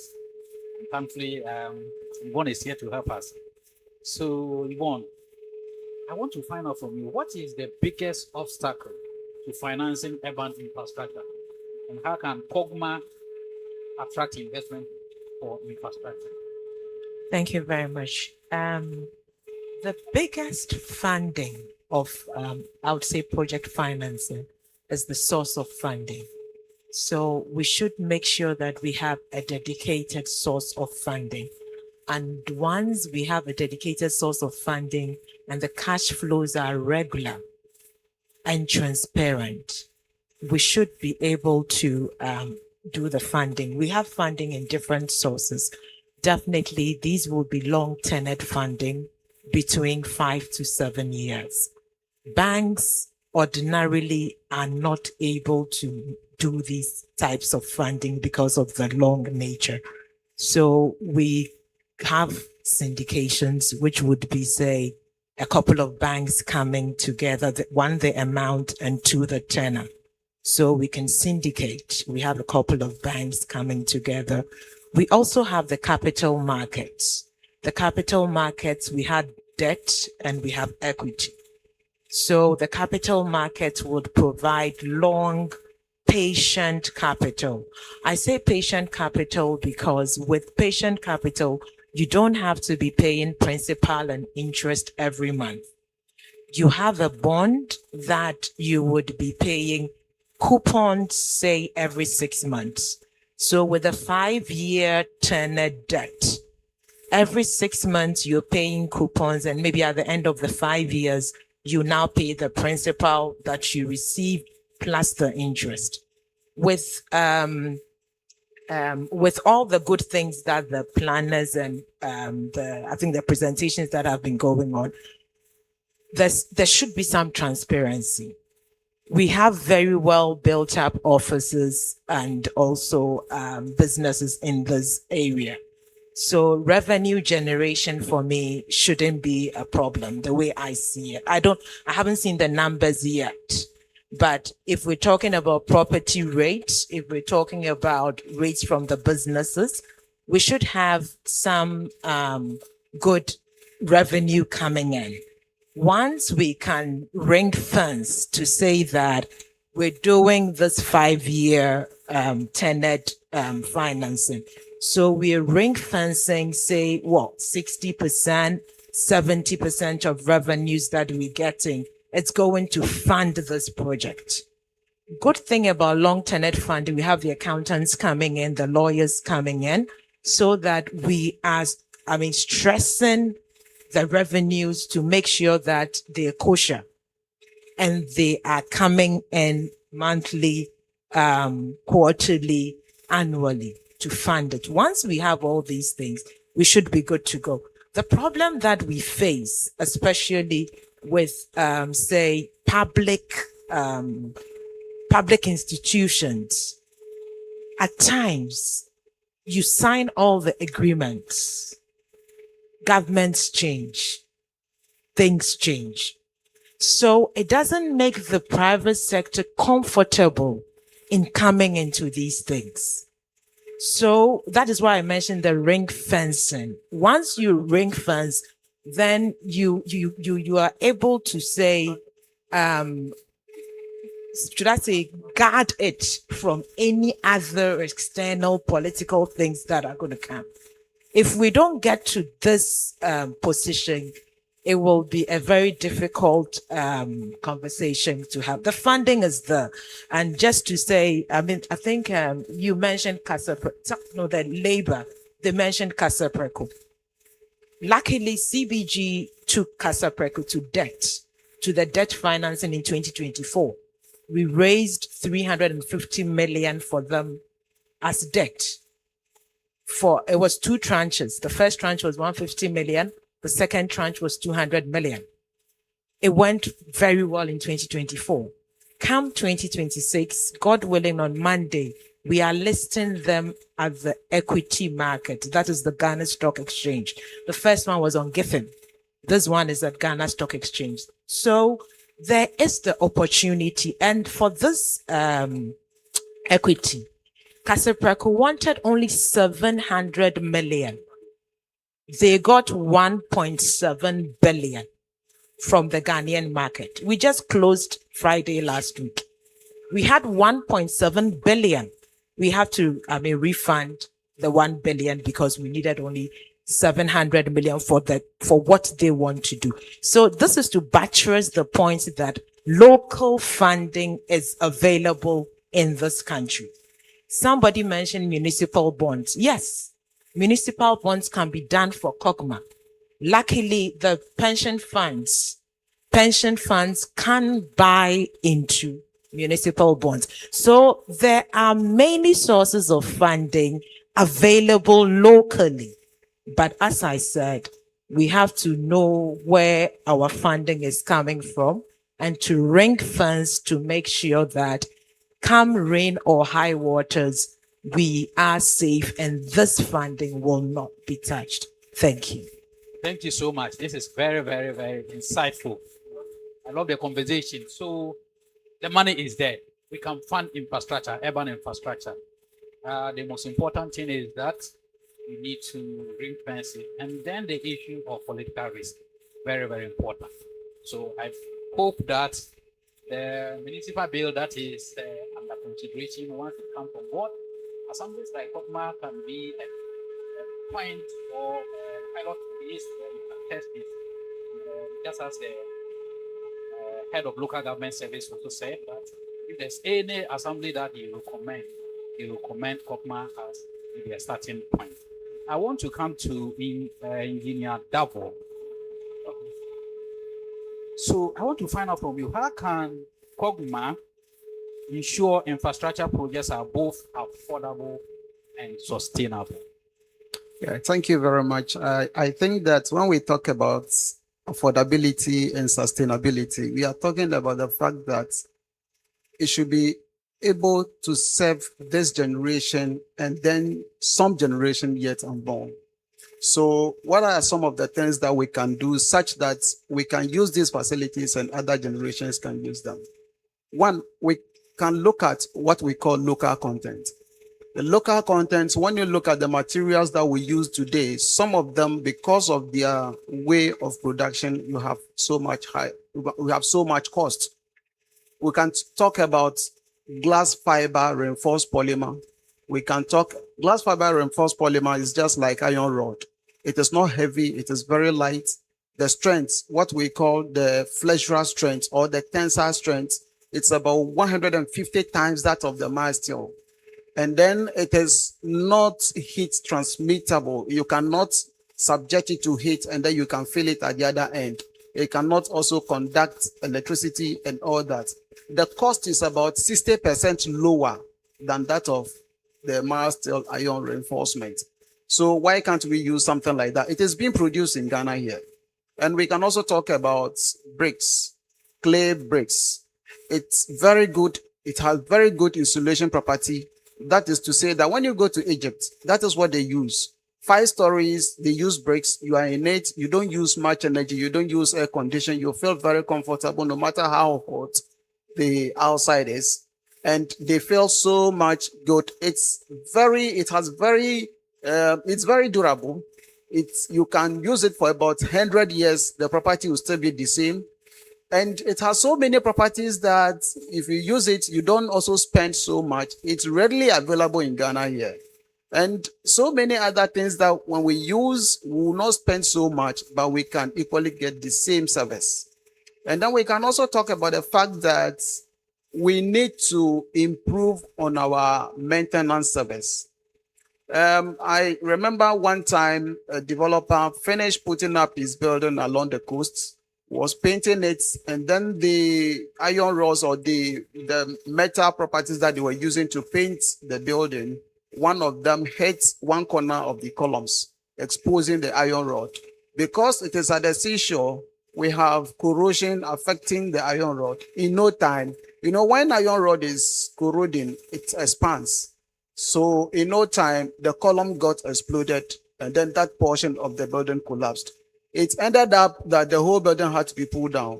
So if that portion has been patched, that very moment, the building will have lasted for some time. So these are some of the things. And then again, we can also consider what we call smart buildings. There are some other buildings, we can use normal concrete, all right, but you can embed some capsules that are very smart. Once there is a crack, it will send a signal to the capsules to say that there is a tension here, there is a crack here. Then the agents or the healing agents within the capsules will come up to seal the crack so it will not continue. Rather than waiting for the whole place to crack, you call a mason to come and chisel, inducing stress into the concrete. So if you do this, I think that our buildings or our infrastructure will be very sustainable and then it will be affordable. Thank you very much. All right, thank you so much. So we have the local material here that can make our infrastructure both affordable and sustainable. Our last person for this discussion is Planner Daniel Amufa from NDPC. I want to find out from you, how can national planning frameworks better support local infrastructure financing? Thank you very much. Let me start by saying that the planning framework that we have already supports infrastructure financing. So if you take just last year, the president launched the Ghana Infrastructure Plan, which details clearly the importance of infrastructure, how financing should be done. And again, that's also creating the room. If you take, for example, I know that Ministry of Finance, for example, is encouraging a lot of MMDAs to come up with bankable projects. These are all systems that are in place. And so just to piggyback on a lot of things that have been said, I think one of the major issues when we are discussing the finance also for municipals has to do with whether they have bankable projects in place. So I saw a lot of investment opportunities. What kept running in my mind was, is this bankable or is it an idea? Because most of the time, what we have are ideas of opportunities that exist. But if you want to draw an investor in, then the investor wants to see, is it feasible? What are the numbers, as you were saying? And I know that for Kokma, as you said, it's something that they can do because as at last year, about 67 to 68% of their revenue came from IGF. Okay, director is saying 80, which means they have a lot of revenue. And so there's an opportunity for them to leverage on it and make a lot of funding. Just because of time, I think I'll end here. Thank you. All right, thank you so much. Maybe I want to take just two questions from, yes, just two, so that we can end this conversation. Two critical minds, you're already here. You got the opportunity. Okay, critical minds, please, critical minds. Thank you very much. My name is Nino Tilmantu, the 7th, the Jasi Chair of Osu Ashinti. I have two questions and I'll bundle all to one. There seems to be a disconnect between the chiefs and the assembly in terms of planning, because chiefs lease out land, but the assembly determines what to do or what can be put up on the land. So I think there should be a collaboration between the chiefs so that we together will plan the community. And then two, at the beginning of the forum, they were showing footages which show the area view of the municipality. And we could see that there's a disconnect between the indigenous community and the business district. How do we plan so that the indigenous community meets the business district that has been developed? Thank you. All right, thank you. So let's take the one. Yes, critical minds. Critical Strategic Thinkers Network. Yes, straight to the question. Yeah, I think I was going to talk on what Nana said. We have left the chiefs as well as the faith-based organizations. We must use the faith-based organization to attract some of the investment that we want. Because if we use them well, we can raise $1 billion every year. Using TVET, because the discussion that has gone on, I realize that there's no link between TVET and the development of our area. And if we use TVET, I can assure you, there's no way we cannot raise $1 billion every year. As we promote TVET, we are doing development, we are solving problems down there. Okay. So let us consider that. Thank you so much. And we Thank are you prepared to work with the district assembly too. Thank you so much. Let's take the last one. Quick. Very quick. Very quick. Question. Mine is not a suggestion question. So to the finance lady, Madam Yvonne, right? Yes, Yvonne. Most of the time, I know it's quite political. Most of the time, we know about the direct development financing schemes for financing infrastructure. But in Ghana, our project is within 4 years. You understand? So the average politician is not allowed to do things that can go ahead. You are a finance person, so you may understand what it means by we have an infrastructure, we need to get a lead arranger, then you raise maybe 100 billion, and these are long-term finance. I want to understand from you people in the private sector, how can you get the politicians to understand? My question is to understand. Thank you. All right, thank you. Any response? Okay. Getting a politician to understand will be a long ask. But what we do, for example, we did a transaction for electricity ECG. We have to get a no objection from the Ministry of Finance. So once we have a no objection from the Ministry of Finance, it's binding. We did it in the last administration. It's going on in this current administration. So we have ways and means to make sure that we lock government into contracts that they have, but it all depends on the cash flow. So the cash flow is sitting with the banks. They route the monies through the banks so that we have access to the banks to make the payments as and when they come through. So we have ways and means to make that happen. Thank you. And then cash flow must be routed through the bank so that there will be constant flow. Yes. Okay, so in terms of local involvement or participation of our traditional authorities, I know there have been a number of legislations. So even in the assembly members, those that must be appointed, in some cases, they consciously appoint some of our traditional authorities to be there as part of the appointees. In our MPCU, what we call the Municipal Planning Coordinating Units, at times we also co-opt some of the chiefs to also be there. And I should think that we have reps on the MPCU. Now, with the fiscal planning itself, you see, you own the land. What you put the land to do is determined by the assembly. So before you even start having a very big parcel, you start apportioning them, you must have a local plan. On what basis are you even apportioning it? So the surveyors come first to survey the place, then the planners will plan, then you have a local plan which is approved by the assembly.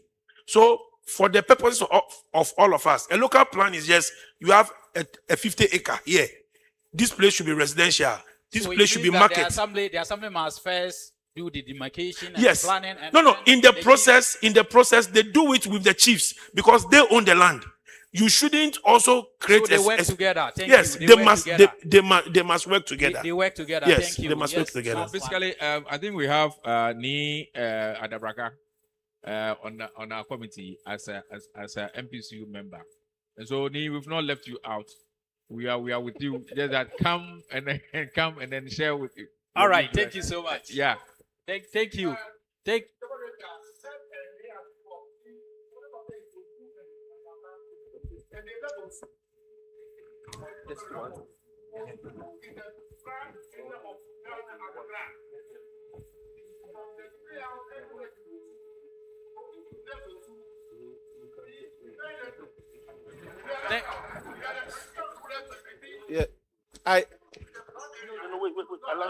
Yeah. Thank you. No, thank you. They Okay. will involve you. Well noted. They will Well involve noted. you. Note- They will well involve noted. you. Thank you so Well much. noted. Thank Well you, noted. my panelists. Yeah. Thank you so much. Yeah, The thank you. conversation will continue. All right. A big round of applause for this wonderful panel. An interesting conversation it's been. So this is actually the maiden edition of the Korle-Klottey Business and Investment Forum. So please pardon us if there were some stones left unturned. So we come to the very final minutes of today's event, but moving forward, we'll have Mr. Emmanuel Basie. He is the Municipal Coordinating Director, Korle-Klottey Municipal Assembly. He'll be giving us the next steps moving forward and also announce the date for the 2027 edition of the Korle-Klottey Business and Investment Summit. Thank you, Morris. Good afternoon. All protocol observed. I think, like he said, we've done so well. We are very happy that we have exercised patience and we've also showed keen interest in the whole exercise. My boss is supposed to be here, but we've called him, so I have to stand in. What we are saying is that Korle-Klottey Business and Investment Forum has come to stay.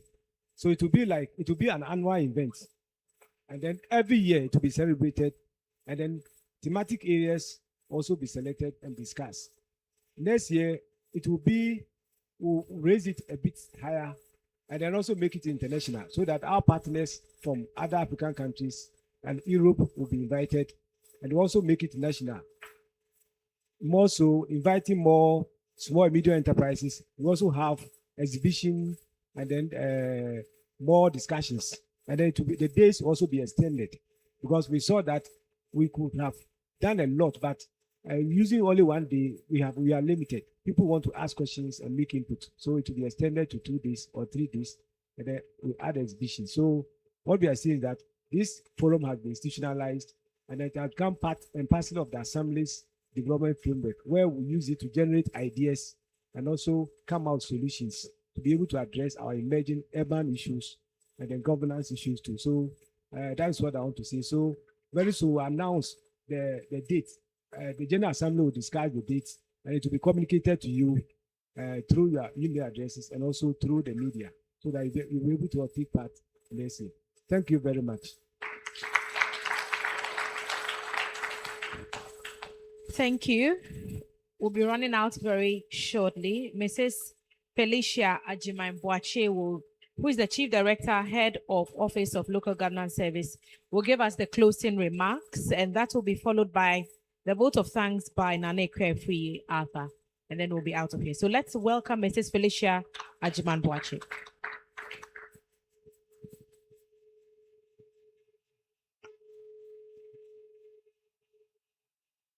Distinguished guests, ladies and gentlemen, good afternoon. Let me stand on the existing protocols and congratulate Korle-Klottey Municipal Assembly. I think they deserve a standing ovation. Please give it to them for me.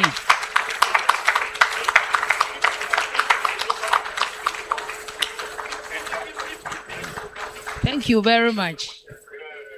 You agree with me that this is about the very first business and investment forum that I have witnessed in the local government service. And for the coordinating director to tell us that it has come to stay really gladdens my heart.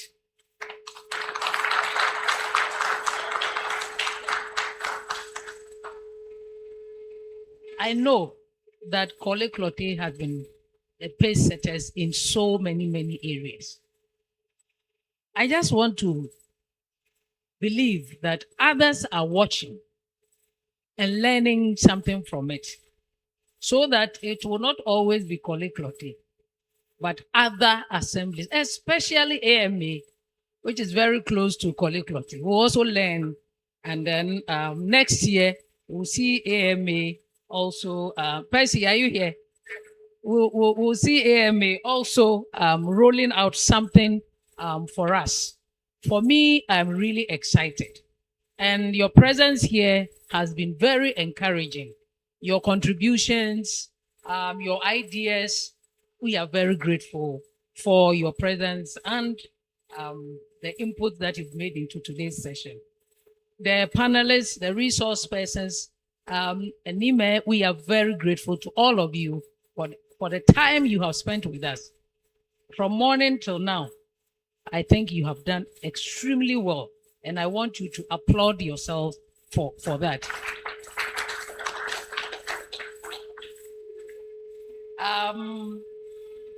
As a service, we also intend to showcase what the assemblies have.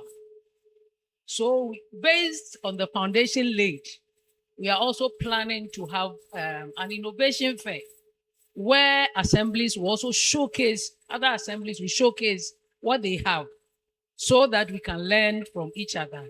And I always say that when the assemblies improve and deliver, then Ghana becomes better for all of us. Thank you very much.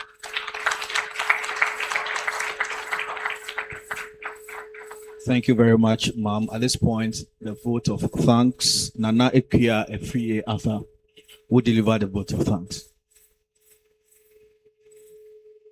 Good afternoon, ladies and gentlemen, distinguished ladies and gentlemen, standing on existing protocols. On behalf of the Korle-Klottey Municipal Assembly and myself, I'd like to extend our deepest gratitude to each and every one of you for attending our very first Business and Investment Forum. To our speakers, panelists, and every participant, your insight and energy gave the forum the purpose we're looking forward to. Special thanks to the planning committee, the staff of the assembly, and sponsors and the media. We are so grateful. Your work behind the scenes made this forum a success.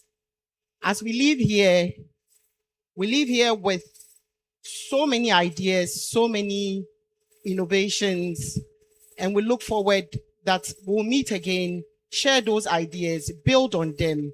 Until next year, Korle-Klottey Municipal Assembly, your investor-friendly destination, is so grateful. Thank you.